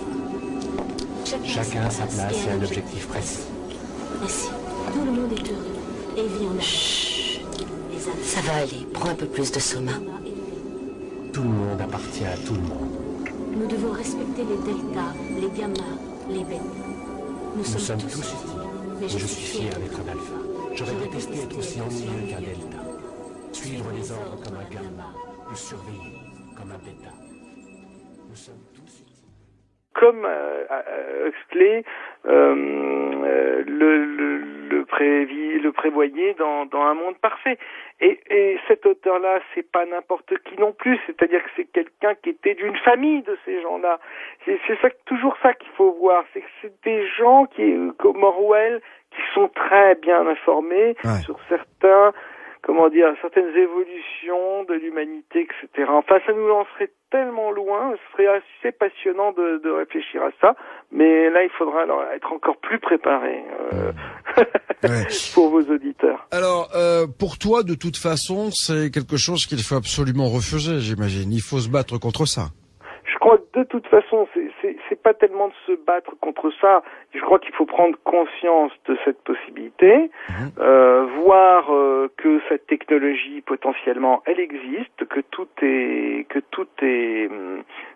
est en place pour que ça arrive, qu'on n'est pas à l'abri d'un jour d'une dictature qui montrerait son vrai visage, parce que peut-être il y a des gens qui vont dire que déjà on est dans un système de dictature aujourd'hui. Ouais.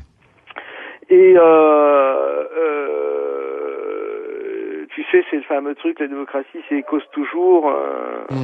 Ça m'intéresse. Voilà. Donc c'est pas tellement de se battre, c'est juste de prendre conscience, et le fait de prendre conscience déjà ça permet d'éviter pas mal de pièges et donc de pas mal de mise en place de ces pièges. Pourquoi parler du Bluebeam est important, est intéressant? Pourquoi parler de tout ce qu'on vient de dire ce soir est important? C'est parce que en le disant et en le faisant connaître par d'autres, ben ça rend les choses plus compliquées à mettre en place. Bien sûr. Bah oui, ça éveille le grand public, et quand le pire c'est l'ignorance, et quand le public sait, quand le grand public sait, eh ben il a une arme entre les mains. En tout cas, on est et toi et moi là pour cela, toi dans ton magazine Top Secret, là pour éveiller les consciences, pour dire ce qu'il se passe véritablement. Après, encore une fois, on expose et les gens disposent, hein, je crois qu'on a la même devise. Tout à fait. Mais dans tous les cas, c'est important que quelqu'un expose, et on s'aperçoit que de moins en moins de monde le fait, hein, quand même. Et bravo pour ce que tu fais, c'est vraiment très très très courageux dans notre société aujourd'hui où quand même c'est le règne de la pensée unique. C'est vraiment bien d'oser faire ce que tu fais, parce que ça peut être assez mal vu, on va dire. C'est sûr. Oh t'inquiète pas, je suis au courant. Hein. Je reçois quelques messages. En tout cas, 1000 fois merci. Qu'est-ce qui réunit la NASA, le FBI, la CIA, les Américains, les Russes, les religions, toutes les religions du monde? Toutes. Et oui, parce que ça y va franchement. En gros, tous les puissants. Qu'est-ce qui les réunit tous au sein de la même conspiration, en tout cas pour certains? C'est le projet Bluebeam initié par la NASA, un projet absolument hallucinant pour imposer une religion du nouvel âge avec la venue de l'Antéchrist. Rien que ça. C'est une espèce de fusion, quoi. C'est une fusion de tout ce qui a pu se faire en termes de conspiration. C'est l'apothéose du conspirationnisme. Magnifique. Alors, le projet Bluebeam, quand même, a des bases scientifiques réelles, en tout cas des bases qui existent et qui sont avérées, puisque de nombreux scientifiques se sont aperçus, effectivement, qu'on avait par des micro-ondes ou par d'autres moyens modernes la possibilité d'influencer des personnes. Un petit peu comme quelqu'un qui ferait de la télépathie serait capable d'influencer une personne. Donc on serait capable de rentrer dans le cerveau des gens pour leur véhiculer des messages directement, comme s'ils avaient une petite voix à l'intérieur qui leur soufflait. Alors à ça, évidemment, plusieurs expériences, plusieurs scientifiques qui se sont penchés sur la question. Alors, il y a eu des chercheurs, des psychologues. Ça a réellement commencé en 1974, ces études-là. Et par exemple, pour un chercheur qui a quand même été prix Nobel, il a effectué des expériences, une série d'expériences qui démontraient qu'on pouvait entendre et comprendre des messages transmis dans une cabine d'isolation par un audiogramme à pulsion micro-ondes, grosso modo qu'on était capable, un petit peu comme une radio est capable de recevoir des ondes et de les transformer en voix, l'être humain, son cerveau était peut-être capable de faire la même chose. Et de là, évidemment, des tonnes de gens ont commencé à dire oui, mais si on est capable de faire ça, imaginez les manipulations que les puissants seraient capables de nous faire subir. Et bien sûr, quand on va dans ce sens-là, on est en droit de se dire que la plus grande conspiration du monde va être lancée, parce que si on peut influencer la population sans qu'elle s'en rende compte et la faire aller où est-ce qu'on veut, évidemment... Alors manifestement, ce qu'il en ressort là, d'après ce que tu nous dis, c'est assez positif pour l'humanité. Pour l'instant. Pour l'instant. D'accord. Alors, avec cette animation virtuelle et le son provenant de la profondeur même de l'espace, les fidèles de diverses croyances fortement impressionnés, évidemment, seraient témoins du retour de leur sauveur comme d'une réalité vivante. Ensuite, les projections de Jésus, Mahomet, Bouddha, Krishna, enfin... toutes les divinités se fondront en une seule figure. Donc on aurait comme ça une espèce de morphing dans le ciel de tous les prophètes que les religions connaissent, pour former une divinité unique qui serait l'antéchrist et qui expliquera que toutes les écritures sacrées ont été mal interprétées et incomprises et que les vieilles religions sont responsables d'avoir dressé l'homme contre l'homme. Bref, cette grande mystification aura pour effet de générer un désordre social, politique, culturel et religieux et de créer la divinité unique, l'antéchrist de la NASA. Ah oui, non, parce que donc ça serait un antéchrist, hein, c'est le terme... C'est le terme officiel. D'accord. Voilà. On arrive à la troisième phase. La troisième phase, elle va conjuguer la télépathie et l'électronique. Donc ça, je vous en parlais au début, c'est ces recherches qui ont prouvé qu'effectivement, on arriverait sans doute au moyen d'ondes à interférer sur les pensées des gens, à les conditionner. Donc, cette troisième phase conjuguerait la télépathie et l'électronique avec des systèmes d'émission pour atteindre chaque personne en vue de les persuader que c'est son propre Dieu qui lui parle. Donc, grosso modo, chacun entendrait une petite voix, un petit message et serait convaincu de recevoir un message divin. En fait, le but est de former ce qu'on appellerait la pensée artificielle diffuse. Alors, comme je disais, des expérimentations à ce propos ont eu lieu dans différents pays et on sait évidemment que des impulsions à basse fréquence peuvent produire des signaux auditifs qui sont audibles pour un seul individu mais pas pour le reste de sa communauté par exemple. D'accord. Donc on est vraiment capable de cibler comme ça certaines personnes pour les influencer. Donc par exemple des présidents, des hommes d'influence à la tête d'État, des religieux pour vraiment les conduire où est-ce qu'on a envie d'aller. Et là, on arrive à la quatrième phase. Alors la quatrième phase, ça serait un concentré de manifestations surnaturelles. Alors il y aurait 3 leurres différents. Le premier leurre, ça serait une invasion extraterrestre qui surviendrait au-dessus de chaque ville, au-dessus de chaque grande ville du monde. C'est brillant comme... C'est brillant, ça réunit tout. Invasion extraterrestre au-dessus de chaque grande ville du monde. Le second leurre, ça serait de faire croire aux chrétiens qu'un merveilleux événement va survenir sous la forme d'une intervention extraterrestre bénéfique, ça dans le but de protéger les terriens d'un démon impitoyable. Oui. Alors le but de ce second leurre, évidemment, de cette manœuvre, c'est de rassembler d'un seul coup tous les opposants à l'ordre mondial juste avant le début du spectacle céleste, celui dont on parlait tout à l'heure. Le troisième point de cette quatrième phase est l'usage global de tous les moyens de communication modernes pour diffuser des ondes. Alors tous les moyens, c'est téléphone portable, radio, internet, bref, tout ce qu'on a, talkie-walkie, tout ce qui existe, pour diffuser des ondes visant à déstabiliser psychiquement les populations au moyen d'hallucinations individuelles et collectives. Et donc, on arrive là à la fin du projet Bluebeam qui a pour conclusion qu'après la nuit des 1000 étoiles, c'est comme ça que l'appellent les conspirationnistes, et à la suite de tous les bouleversements mondiaux, que la population mondiale soit prête à accueillir un nouveau messie en chair et en os, un cyber-Rockefeller, comme il l'appelle, faussement extranéen, puisqu'en fait il ne serait pas extraterrestre du tout, et qu'on suppliera de rétablir l'ordre et la paix à n'importe quel prix, mais surtout, évidemment, au prix de notre liberté individuelle. Et c'est là que le projet Bluebeam devient extrêmement pervers, puisque une unité artificielle des peuples permettrait de régler les problèmes urgents, lesquels évidemment ont été de toute façon créés de toutes pièces, donc faciles à régler. Mais progressivement, évidemment, face à cette tyrannie de la nouvelle religion mondiale, apparaîtrait un nombre de personnes qui se réveilleraient, qui prendraient conscience qu'ils sont manipulés. Et là, le contrôle de la Terre se partagerait rapidement entre les mains d'une caste de grands prêtres, donc ceux qui se seraient réveillés, qui auraient pris conscience qu'ils sont manipulés, et de technocrates impitoyables agissant au nom de Dieu. Évidemment, le but de cette dictature est de contrôler tous les habitants et d'exploiter de façon globale les ressources de la planète.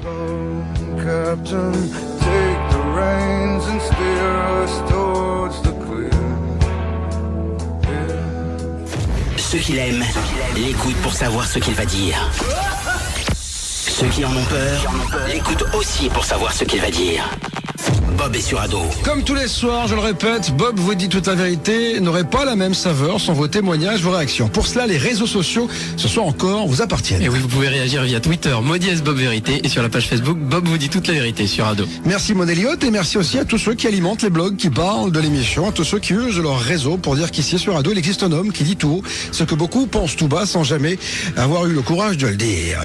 Et pour commencer, place au projet Bluebeam Project avec Paul Ponceau. Bonsoir Paul. Bonsoir Marc. Non, moi c'est Bob. Bonsoir Bob. Mais c'est pas grave. Point pour moi. C'est parce que j'ai parlé de Marguerite juste avant. Exactement. Qui est un ami d'ailleurs. Oui, c'est pour ça. C'est comme ça détend l'atmosphère. Alors, Paul, vous êtes chercheur de vérité, un peu comme moi. Alors, vous avez écrit Le plan secret du diable, édité à compte d'auteur. Il parle, ce bouquin, de présence reptilienne, donc du projet Bluebeam, des nouvelles vibrations et de la mise en place du nouvel ordre mondial. Alors, pour ceux qui connaissent pas du tout, qui sont pas du tout branchés, en quelques mots, c'est quoi le Bluebeam Project? Le Bluebeam Project, c'est tout simplement la volonté de mettre en scène l'arrivée d'un faux sauveur pour extorquer le consentement de l'humanité à un gouvernement mondial, à une religion mondiale. Et tout ça sous fond de nouvelles vibrations, de réveil de l'humain. Donc ce nouveau sauveur incorporera à la fois les caractéristiques des sauveurs des différentes religions et des caractéristiques scientistes, sous-entendu faux sauveurs extraterrestres, faux messie et tout ça. Voilà.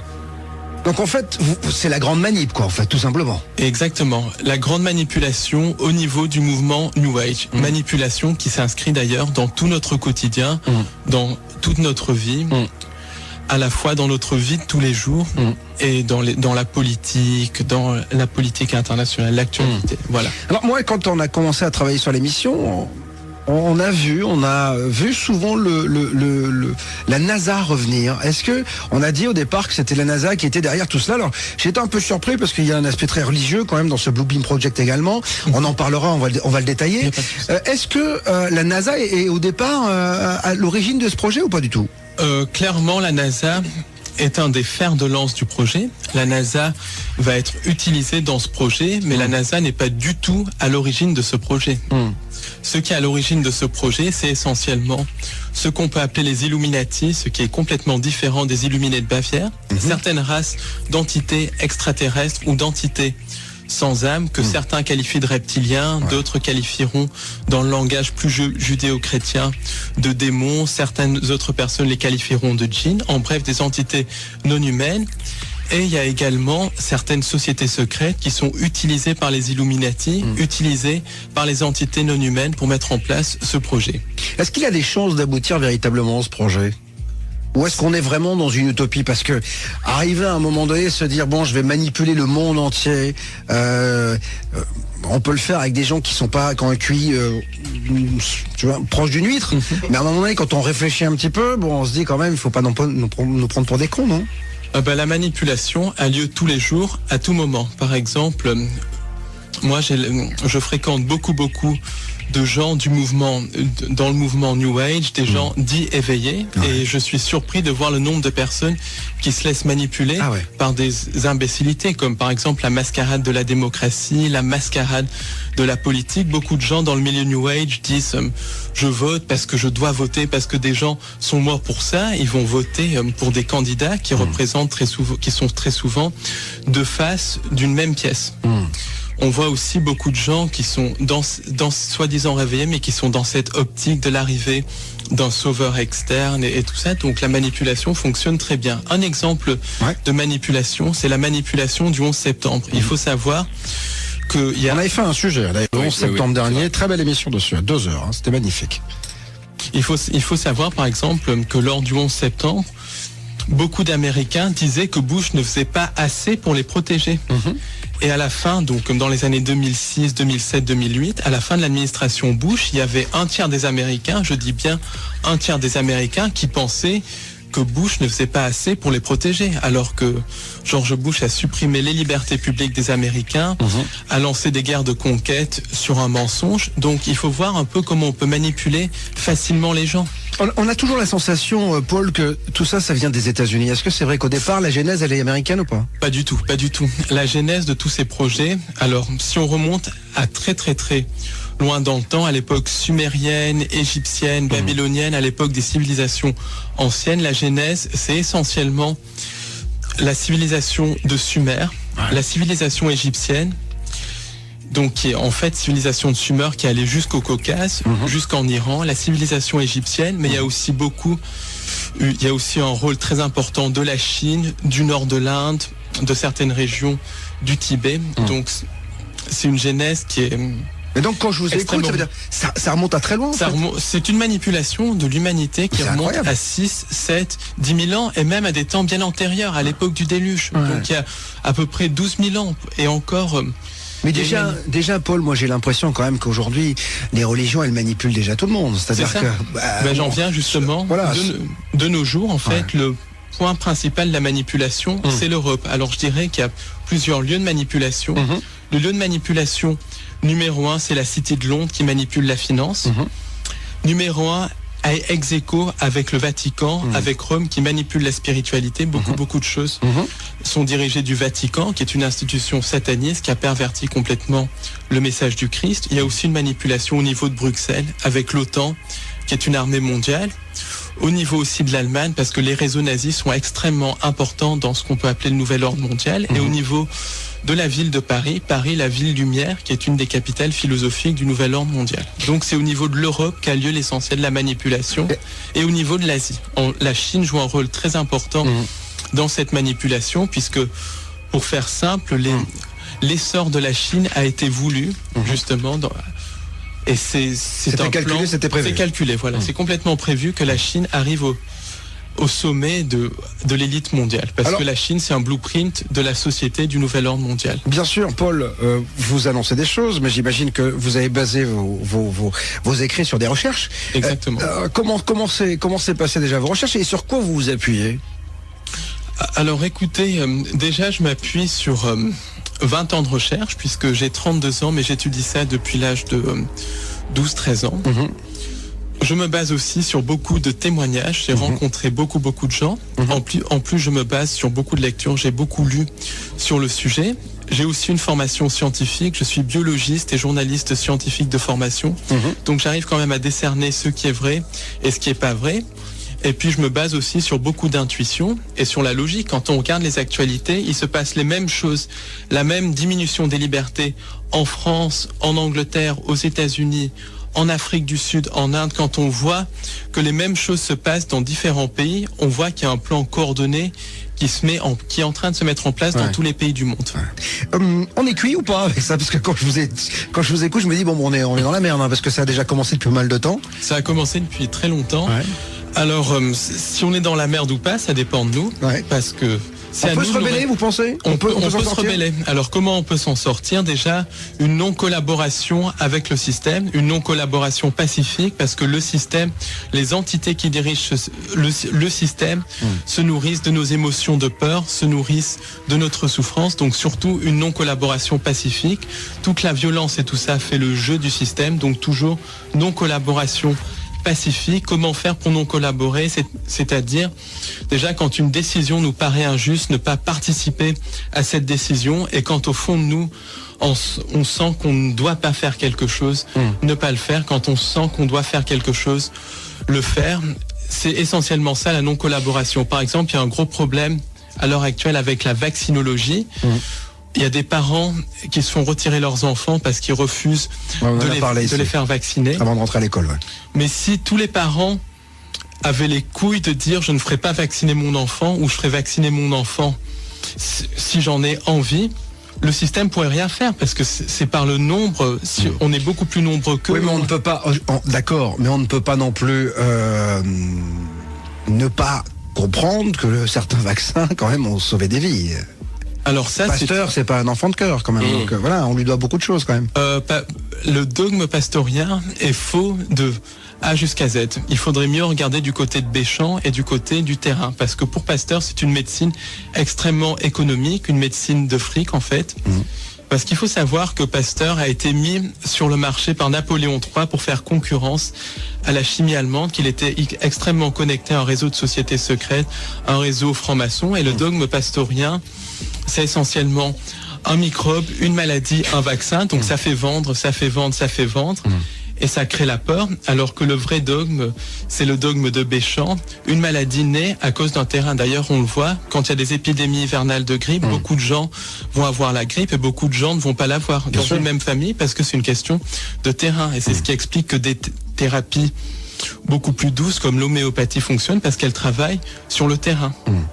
Qui est derrière Derrière la conspiration médicale ou la conspiration en général? En général. Alors, qui est derrière? C'est essentiellement des entités sans âme que certains qualifient de reptiliens, que d'autres qualifient de démons, d'autres encore peuvent qualifier de djinns. Ça, c'est en fonction de la religion, du langage, voilà, de la religion, de la croyance. Mais c'est essentiellement des entités interdimensionnelles qui n'ont pas d'étincelle divine, des sortes de formes d'intelligence artificielle qui nous manipulent par la peur. Mais alors, attendez, je reprends.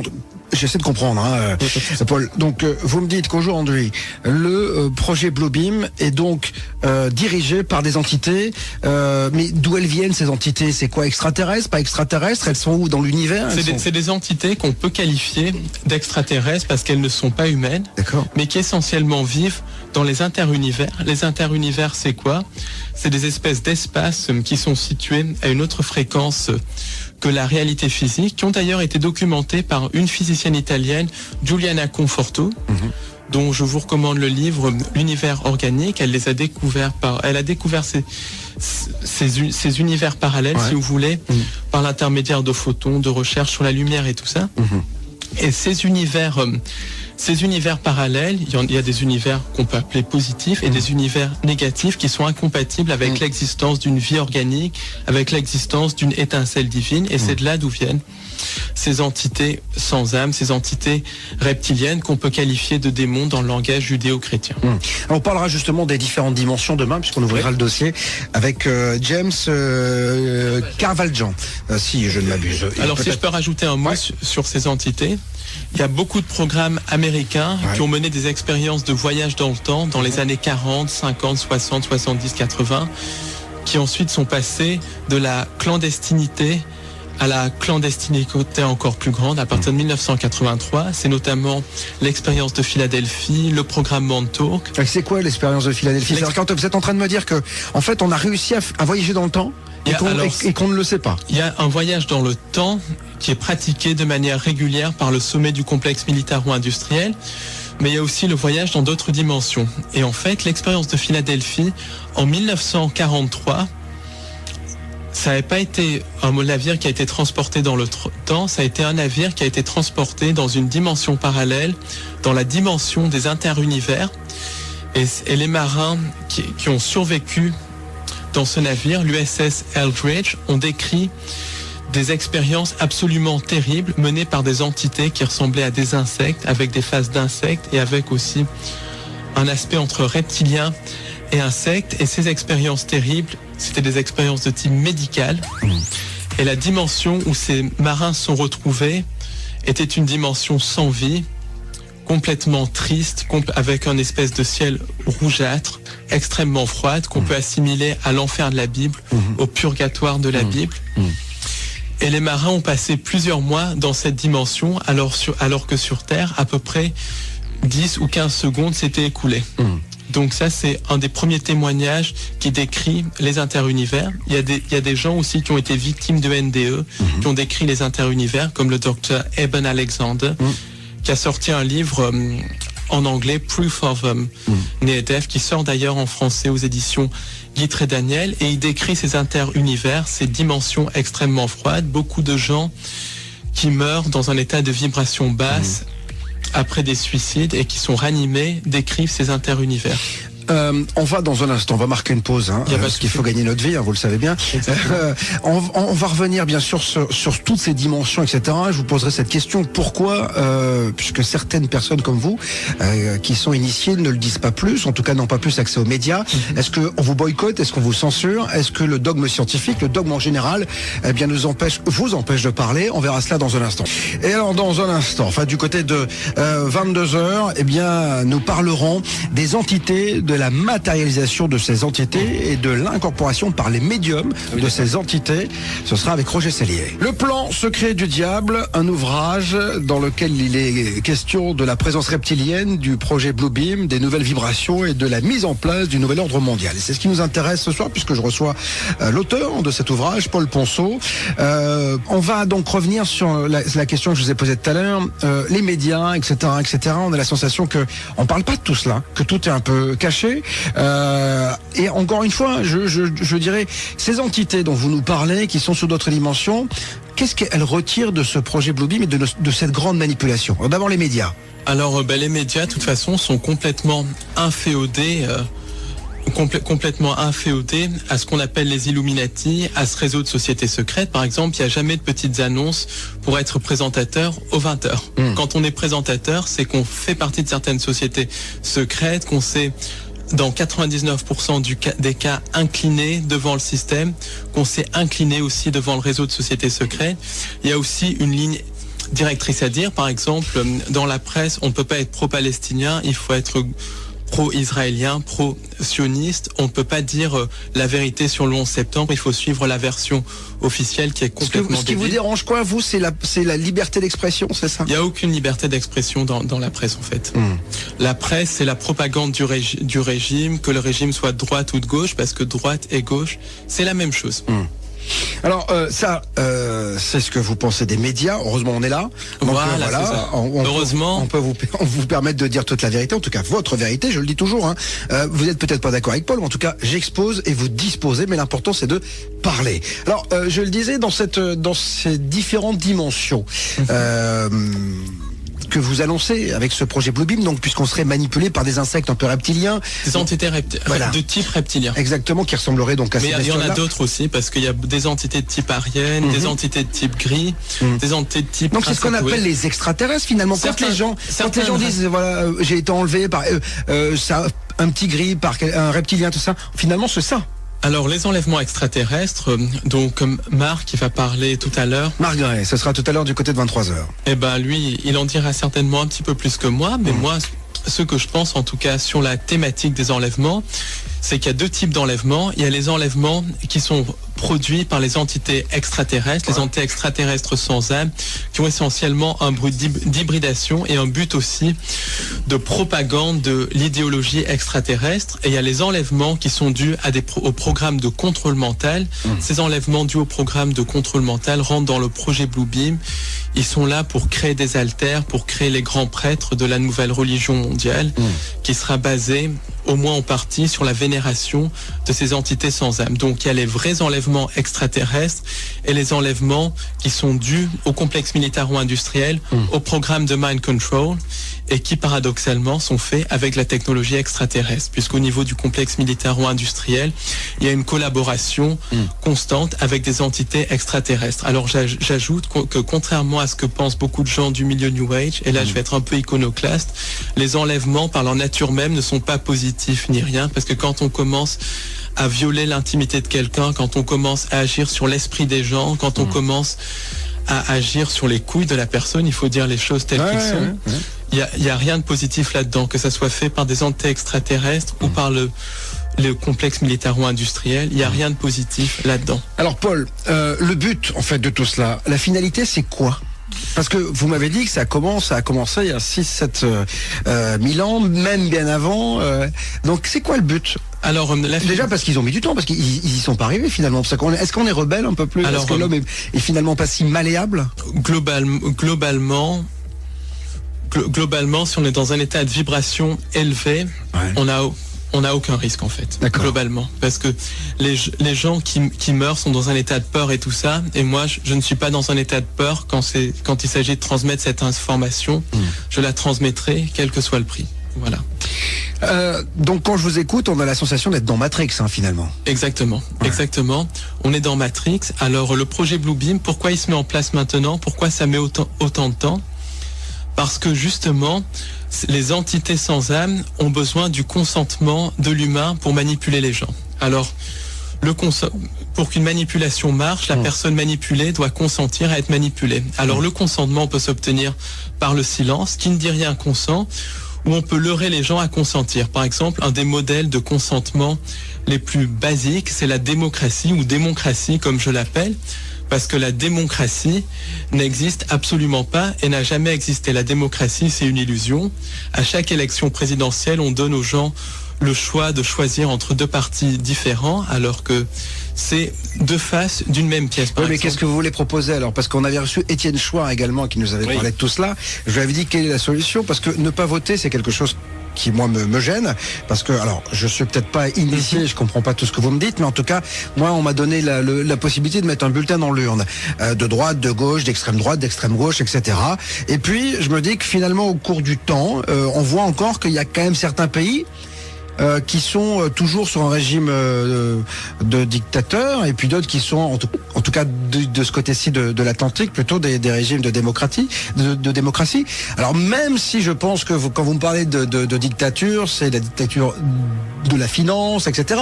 C'est ce que vous avez. Mais on est quand même vachement plus libre qu'au Mali, par exemple, où on voyait que, vous voyez, on est quand même. Encore qu'au Mali, il y a un génocide qui est en train d'avoir lieu, une guerre coloniale qui est en train d'avoir lieu, parce que quand un régime est à bout de souffle, quand un régime veut détourner l'attention des choses, il envoie les troupes pour des guerres coloniales. C'est arrivé dans les années 70. Vous êtes en train de me dire qu'en fait c'est pour un leurre, en fait, c'est ça? Exactement. Pour gommer la politique de François Hollande, c'est ça? Alors la guerre du Mali, donc justement on peut en parler, ça. Pas trop, parce qu'on va surtout plutôt revenir sur le projet Bluebeam, mais non mais allez-y vite fait. Oui, la guerre au Mali, donc elle peut s'interpréter à plusieurs niveaux. En premier lieu, donc c'est un espèce de leurre pour créer une guerre, pour détourner les gens de toute l'austérité économique qui est en train de se mettre en place. On peut élaborer là-dessus. En second lieu, c'est une guerre pour s'emparer des richesses du Mali. C'est un pays qui est extrêmement riche en pétrole, en hydrocarbures, en minerais. Oui, mais il y a quand même une base au départ. On est là quand même pour les aider. On peut pas laisser faire les exactions, tout ce qui se passe quand même en Mali. Mais les gens qui sont derrière les exactions sont financés par la CIA. Les groupes comme AQMI et tout ça sont liés à Al-Qaïda. Al-Qaïda, qui est une création de la CIA, qui a été créée par la CIA dans les années 80 pour lutter contre les soviétiques en Afghanistan, et qui utilisait tantôt comme le gentil, tantôt comme le méchant. Mais alors pourquoi vous me dites? Parce que c'est vrai que moi, depuis que je suis tout gauche, j'ai toujours entendu dire que la CIA était derrière tout. Et pourquoi aujourd'hui on laisse faire encore? Aujourd'hui on laisse faire. Tout le monde le sait. Pourquoi on laisse faire?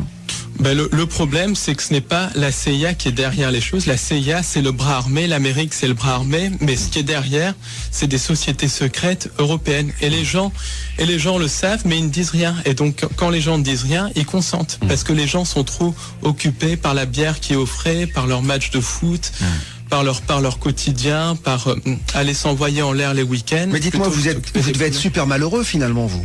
Pas du tout. Ah bon? Parce que quand vous faites le constat, j'ai l'impression qu'on est dans la merde, que finalement on est totalement manipulé. Et je me dis, comment vous arrivez-vous à avoir votre petite lumière de bonheur? Alors ma petite lumière de bonheur, c'est par mes proches, d'ailleurs, qui est ici. Ma petite lumière de bonheur aussi, c'est par cette recherche, en transmettant cette information aux gens, en leur disant comment se libérer. Et puis en ayant compris qu'il y a autre chose que ce monde de merde, et en ayant compris notre véritable nature, qui est une nature divine, et en essayant de comprendre les règles du jeu. Et les règles du jeu, c'est justement de comprendre qu'on est dans une matrice, qu'on est prisonnier de ce système, de cette lumière artificielle qu'on peut appeler lumière luciférienne, qu'on peut appeler la matrice, qu'on peut appeler l'égrégore. Et le but du jeu, c'est de sortir de ça. La matrice, nous sommes en plein dedans. Des entités seraient là derrière ce projet Bluebeam. Des entités qui n'ont pas un but très sympathique à notre égard, Paul. Exactement. Globalement, leur but en fait, c'est nous utiliser comme pile électrique. Et le film Matrix est très révélateur en cela. Et à terme, le but, c'est de créer les univers, recréer les univers inorganiques, recréer ce qu'on appelle les interunivers sur Terre, c'est-à-dire de faire fusionner l'homme avec la machine.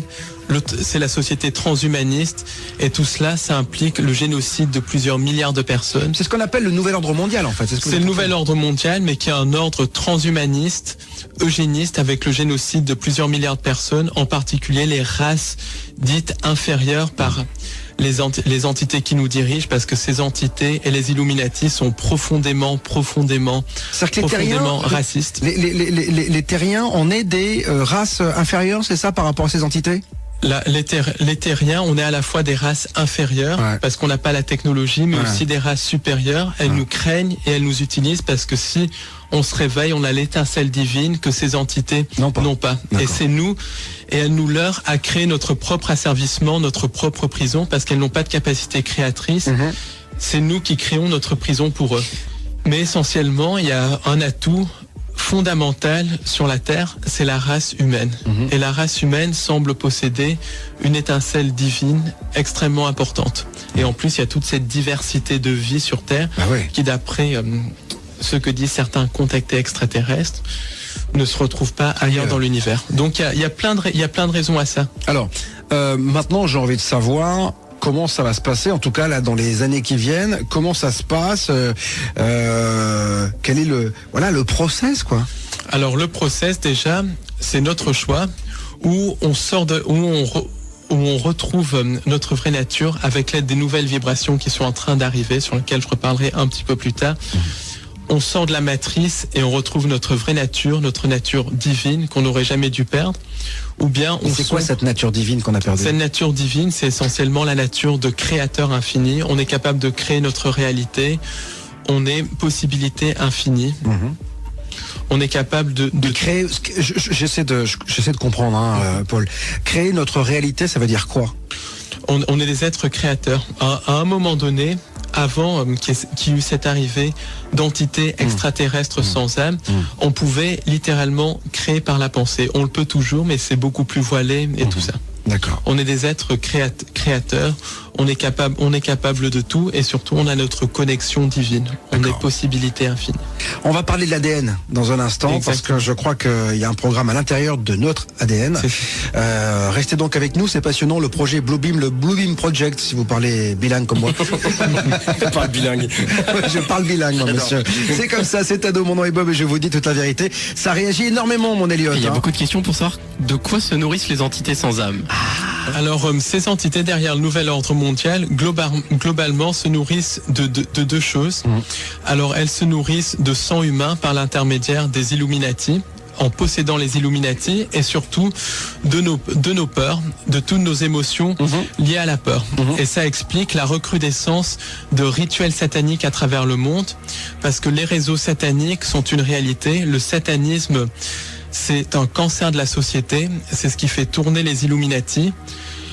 Et les rituels sataniques, c'est quelque chose qui a lieu dans les hôtels particuliers parisiens, les hôtels particuliers londoniens, les hôtels particuliers de New York, les palais de Shanghai. En fait, c'est chez les riches, quoi. Vous êtes en train de me dire ça, parce qu'un hôtel particulier à Paris, ça vaut 15 millions d'euros. Donc, voilà, c'est même pas chez les riches. Chez les initiés, dans les familles Illuminati, dans certaines loges de sociétés secrètes, c'est un des cancers de la société. C'est un sujet qui est tabou, même parmi les chercheurs de vérité, et c'est un sujet que j'ai envie d'exposer, de dénoncer, parce que c'est vraiment un génocide qui a lieu sous nos yeux. Et attendez, qu'est-ce qu'ils font dans ces rituels sataniques? Ils tuent pas des gens, quand même. Dans ces rituels sataniques, il y a justement une composante de sacrifice humain. Et c'est un ciment qui relie malheureusement le monde de la politique, une partie du monde de la politique, bien sûr. Mais que fait la police? La police est très souvent corrompue par ça, ou est très souvent ignorante. Par exemple, en Angleterre. Enfin, on a les services secrets, on a des gens quand même qui sont de la DGSE, des gens ont des RG, on sait tout aujourd'hui sur tout le monde. Alors, on peut pas croire, Paul, qu'il y a des gens dans des hôtels particuliers qui font des sacrifices humains, qui se nourrissent de sang, et que la police ne fait rien et qu'on ne sait pas. Beaucoup de gens dans les services secrets sont complices de tout cela à un certain niveau. Beaucoup de gens à un certain niveau dans la police, et encore une fois, pas tous, sont complices de ça. Et beaucoup d'autres policiers refusent même de voir la vérité en face, parce que pour eux, ça paraît incroyable. Et pourtant, c'est vrai. Exemple, il y a en Angleterre une affaire qui vient de sortir, qui est l'affaire Jimmy Savile. Alors, l'affaire Jimmy Savile, c'est en gros une affaire de pédophilie qui implique un ancien présentateur de télévision anglais décédé en 2011, Jimmy Savile. Et Jimmy Savile avait ses entrées au niveau de la noblesse anglaise, de la très haute noblesse anglaise, au niveau d'une certaine famille qu'on ne nomme pas. Il avait ses entrées aussi au niveau de beaucoup d'hommes politiques anglais, des deux partis, travaillistes et conservateurs. Et cet homme-là est un des plus grands délinquants sexuels du Royaume-Uni. Il a abusé plus de 500 enfants. Pendant 30 ans, il y a eu une omerta totale. Et maintenant, il y a des témoignages qui commencent à sortir, qui disent que Jimmy Savile participait à des rituels sataniques avec des hommes politiques au niveau de l'île de Jersey, dans certains palais et tout ça. Et il y a une opération de police, mais qui ne parle absolument pas des connexions politiques, donc qui met en accusation des gens du show business et tout ça, mais qui ne va même pas regarder du côté des politiques, du côté de la noblesse. Alors, ça me rappelle un peu Whitechapel quand même, ça déjà, ça. C'est un petit peu les affaires de Whitechapel. Ouais. L'affaire Dutroux, par exemple, implique comme une grande partie de la très haute noblesse belge. Elle implique aussi un grand nombre d'hommes politiciens belges, des notables de l'OTAN, des notables des Bilderberg. Bon, on a compris que de toute façon, c'était pourri. Hein. C'est-à-dire que là, on est quand même dans le sordide. Hein. C'est-à-dire que dans le monde politique, comme globalement, le monde, les Illuminati, c'est un système qui est ce qu'on peut appeler satanique, qui est basé sur le sacrifice humain, sur la sexualité dépravée. C'est absolument horrible. Pourquoi ? Parce que l'énergie de peur dégagée lors de ces rituels va nourrir ces entités sans âme qui se nourrissent de nos peurs. Ensuite, il y a d'autres rituels à très grande échelle, des rituels sataniques à très grande échelle, qui font appel au symbolisme. Pourquoi ? Parce que le symbolisme va porter essentiellement la vibration de la personne qui a créé le symbole, et beaucoup de symboles sont créés ou détournés par les Illuminati. Et un symbole, c'est quoi ? Un symbole, ça peut être une figure géométrique, comme le triangle par exemple, ça peut être une date, le chiffre 11 par exemple, joue un rôle de symbole parce que 11 ans c'est associé au cycle solaire et les Illuminati ont détourné le cycle solaire. Le symbole du serpent, c'est un symbole qui fait référence aux reptiliens, et beaucoup d'événements de l'actualité sont des rituels sataniques de très grande ampleur. La guerre au Mali par exemple est un rituel satanique, elle a commencé le 11 janvier. L'affaire Mera aussi porte beaucoup d'éléments qui laisse penser qu'il s'agit d'un rituel satanique avec un début le 11 mars, une fin le 22 mars. On va laisser la fermière parce que je crois qu'en ce moment en plus on en reparle énormément, donc on va laisser ça parce qu'en plus il y a des gens qui ont été touchés là-dessus. Mais moi j'aimerais quand même qu'on revienne sur le programme donc à l'intérieur de notre ADN. Alors c'est quoi ? Alors dans notre ADN, en fait globalement, l'homme a été génétiquement modifié par ces entités sans âme. Pourquoi génétiquement modifié ? Parce que ces entités sans âme ont créé ce qu'on appelle le subconscient, ce qu'on appelle l'ego, et l'ego est extrêmement lié à l'ADN. On modifie l'ADN, on modifie l'ego, et beaucoup de gens sont sous le contrôle de leur ego. Quand on voit les gens dans le métro qui sont dans la routine métro, boulot, dodo, il y a des gens qui n'ont jamais pensé dans toute leur vie par eux-mêmes, qui sont complètement sous le contrôle de leur ego ou de leur subconscient. Et dans le subconscient, donc dans notre ADN, puisque c'est l'ADN qui commande l'ego, il y a un programme qui fait qu'on peut être manipulé extrêmement facilement, et ce programme, c'est le programme du sauveur externe. Qu'est-ce que c'est que le programme du sauveur externe ?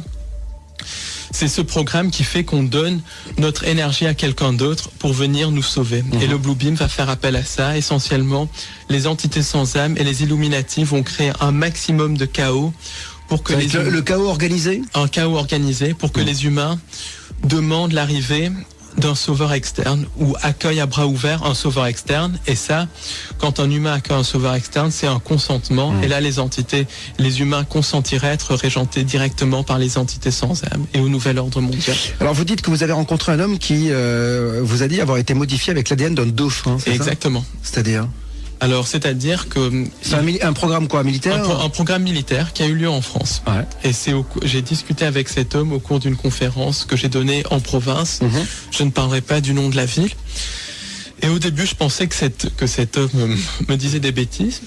Mais je lui ai parlé pendant longtemps et j'ai ressenti une grande sincérité. Et il a expliqué avoir été modifié par de l'ADN, avec de l'ADN de dauphin, dans le cadre d'une expérience militaire. Pourquoi ? Parce que les militaires, le complexe militaro-industriel de haut niveau a une technologie qui a plusieurs milliers d'années d'avance sur ce que l'on connaît. Et je vais vous dire ce que c'est un peu les technologies. Il y a des technologies de contrôle du climat, le projet ARP, des technologies d'antigravitation.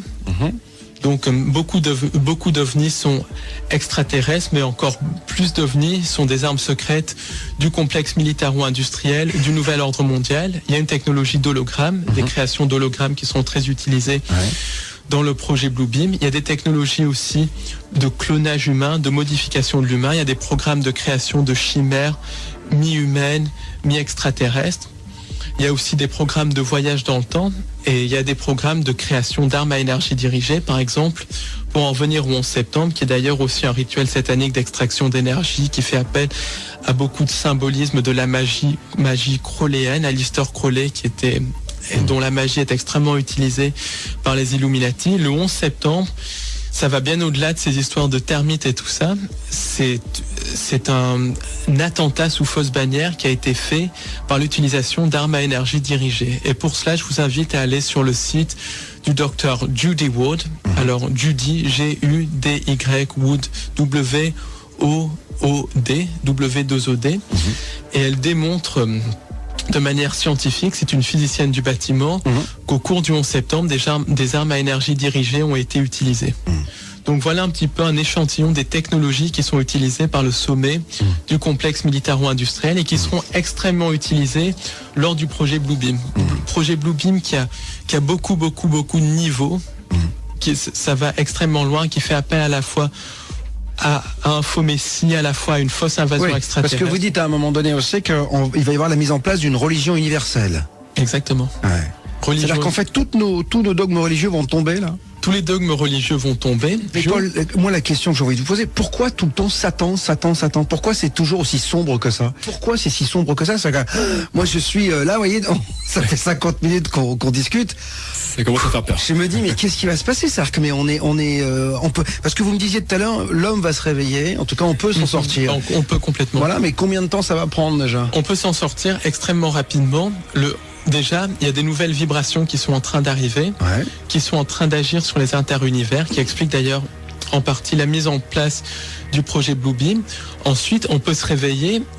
Quand on veut, il suffit de prendre conscience qu'on est dans une prison, d'identifier notre ego et théoriquement, on peut se réveiller extrêmement rapidement. Le problème, c'est qu'on a tout un formatage par le système d'éducation qui est un système d'endoctrinement. On a tout un formatage aussi par les copains. Oh, on peut pas penser comme ça parce que sinon les copains penseront qu'on est... Justement, ils disent quoi vos amis quand vous leur parlez de tout cela? Alors qu'ils sont pas dans la librairie, hein. Ceux qui sont à l'extérieur. Vous en avez des amis qui sont à l'extérieur de ce groupe-là? J'en ai quelques-uns, mais j'évite d'en parler avec eux parce qu'il y a beaucoup de gens, malheureusement, c'est des murs de briques. On peut pas leur parler. C'est ce que je dis, cette émission ne peut pas être mise entre toutes les oreilles. C'est exactement. Voilà. Alors, on essaye, mais c'est très difficile. Il y a aussi... Je peux vous renvoyer en fait le boomerang, vous pouvez le reprendre dans la tête en fait. Il y a peut-être des gens qui disent oui, mais ces propos, c'est justement lui, Nouvel Ordre Mondial, qui fait passer toutes ces idées. Vous voyez ce que je veux dire? C'est-à-dire que vous avez une théorie, vous avez là pour le coup tout est vachement réfléchi. Qui ne dit pas que c'est vous finalement qui êtes derrière tout ça? Parce que vous comprenez que je peux vous poser cette question. Oui, bien sûr. En fait, il faut parler de ça parce qu'il faut être complètement au courant de ce qui va se passer.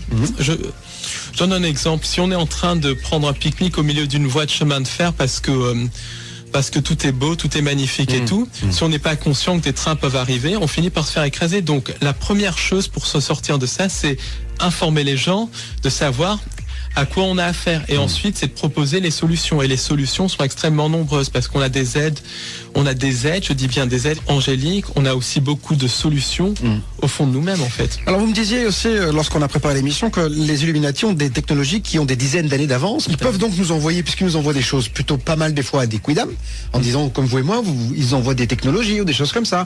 En tout cas, des gens qui sont... vous me parliez tout à l'heure de ce monsieur là qui faisait en banlieue parisienne de l'énergie propre, etc. Mais ils peuvent balancer aussi des infos qui sont pourries. Alors justement, beaucoup de textes de channeling, par exemple, beaucoup de textes de channeling sont issus du projet ARP, sont issus du bas astral, sont issus même de manipulation mentale, de déclenchement de programmes de contrôle mental. Par exemple, quand on lit des livres de channeling, je suis dans une librairie, je suis bien placé pour le savoir, il y a beaucoup de livres de channeling, c'est vraiment de la merde, c'est ce qu'il faut dire. Il y a rien dedans, il y a aucune spiritualité à l'intérieur, c'est des messages complètement bateaux et tout, donc il y a énormément de désinformation. L'ufologie par exemple, il y a beaucoup de désinformation qui est balancée dans l'ufologie. Beaucoup de groupes ufologiques sont d'ailleurs tenus par certaines sociétés secrètes, par certains services secrets et propage justement la propagande du nouvel ordre mondial. La propagande du nouvel ordre mondial, c'est cette fameuse fausse invasion extraterrestre, alors que l'invasion extraterrestre a déjà eu lieu depuis très longtemps. Et il y a aussi l'autre extrême, c'est des sauveurs extraterrestres pour qu'on délègue notre pouvoir à quelqu'un d'autre, alors que le pouvoir est en nous, ce qui n'exclut pas des aides, parce qu'il y a des aides angéliques, il y a des aides extraterrestres, mais c'est pas des sauveurs. Même moi, j'ai vécu beaucoup d'épreuves il y a 2 ou 3 ans, et pour tenir, qu'on arrivait où j'en suis, il faut une aide extérieure, parce que je n'aurais pas eu la force de continuer. Mais l'aide, ça veut pas dire sauveur. Aide-toi et le ciel t'aidera, dit la Bible. Dites-moi, c'est marrant parce que vous faites référence quand même à la Bible, qui est quand même... La Bible, où il y a beaucoup de trucs sataniques, mais où il y a quelques éléments de vérité à l'intérieur. Bon, bah tant mieux, j'espère, parce que c'est mais de toute façon, pas mal écrit quand même. J'aurais bien aimé l'écrire. Toute bonne désinformation, en fait, va avoir 90% de conneries et 10% de vérité. Il y a toujours de la vérité quelque part. Dites-moi, il n'y a pas un côté parano, parce que c'est ce qu'on nous dit un peu. Nicolas, par contre, me dit, est-ce que il n'y a pas un côté un peu parano dans tout cela? Écoutez, vous comprenez qu'on puisse vous dire ça? Écoutez, on peut retourner l'argument. Qui est le plus paranoïaque, les gens qui pensent qu'il y a des mauvais musulmans qui vont planter des bombes de partout, ou les gens qui s'intéressent au nouvel ordre mondial, qui veulent savoir ce qu'il y a derrière les choses. On rappelle quand même que on dit toujours encore, je le dis toujours, les terroristes, c'est une infime partie de gens qui se disent musulmans. Quand même, les gens dans le monde veulent vivre en paix. C'est vachement important de le rappeler, parce que arrêtez de stigmatiser, mesdames et messieurs, parce que ça fait le jeu de certaines partis politiques. Mais justement, beaucoup de gens font l'amalgame déjà entre musulmans et terroristes. Ça, je supporte et le terrorisme islamiste, de toute façon, n'existe pas. Attention. Faut faire très attention. Exact. Le terrorisme, de toute façon, islamiste n'existe absolument pas. Le seul terrorisme, c'est le terrorisme d'État, qui a eu lieu donc le 11 septembre, qui a été fomenté par les néoconservateurs américains. Le gouvernement anglais est à l'origine, par exemple, des attentats du 7 juillet à Londres. Parce qu'en fait, tout est gouvernement. En fait, alors pour le coup, c'est la vraie manipulation gouvernementale. Voilà, on est vraiment des pions, et les gouvernements de tous les pays font ce qu'ils veulent de leurs citoyens et de leurs concitoyens. Exactement. Les gouvernements, comme dirait Guylaine Langto, le gouvernement gouverne aimant. Guylaine Langto, c'est la fondatrice du mouvement Personocratia, en fait, qui est un mouvement qui dit qu'il faut qu'on récupère notre propre pouvoir. Alors, juste, on va se quitter malheureusement dans 2 minutes. Vous reviendrez, j'imagine, pour continuer à en parler. Un contre-plan. Il y a un contre-plan. Qu'est-ce que vous me... Voilà, moi, je vais rentrer chez moi ce soir. Qu'est-ce que je dois me mettre dans la tête? Alors, le contre-plan, déjà. Alors, globalement, le contre-plan, c'est qu'il y a des nouvelles vibrations qui sont en train d'arriver. Si on choisit par notre libre arbitre de suivre ces nouvelles vibrations, on peut vraiment se libérer. Ensuite, le contre-plan, c'est notre humanité. On a une étincelle divine, on est 7 milliards, les entités sans âme ne sont que quelques dizaines ou quelques centaines de milliers au maximum. Nous, on est 7 milliards avec une étincelle divine. En plus, si on se donne vraiment les moyens, si on refuse tous de collaborer de manière pacifique avec le système, on peut vraiment arriver à quelque chose. Mais la solution, globalement, c'est vraiment s'aimer les uns les autres, aimer son prochain et essayer de donner l'information comme on peut la donner. Et quand on sent que quelque chose est juste le faire et transcender nos peurs. Alors vous avez dit quelque chose de très intéressant. Aimez-vous les uns les autres, quelle que soit votre couleur de peau, votre religion. C'est ça qui est le plus important. Paul Ponceau, merci infiniment d'être venu ici. Je rappelle que vous êtes chercheur de vérité, libraire, conférencier, écrivain amateur et que vous avez écrit donc Le plan secret du diable à compte d'auteur. Voilà, si vous voulez en savoir plus, je vous conseille de vous procurer ce bouquin qui est quand même, il y a combien de pages Il y a à peu près 130 pages. Voilà. 130 pages, mais relativement grandes et écrites assez petites. Voilà, c'est ça. Donc, il y a pas mal de lectures. Merci Paul.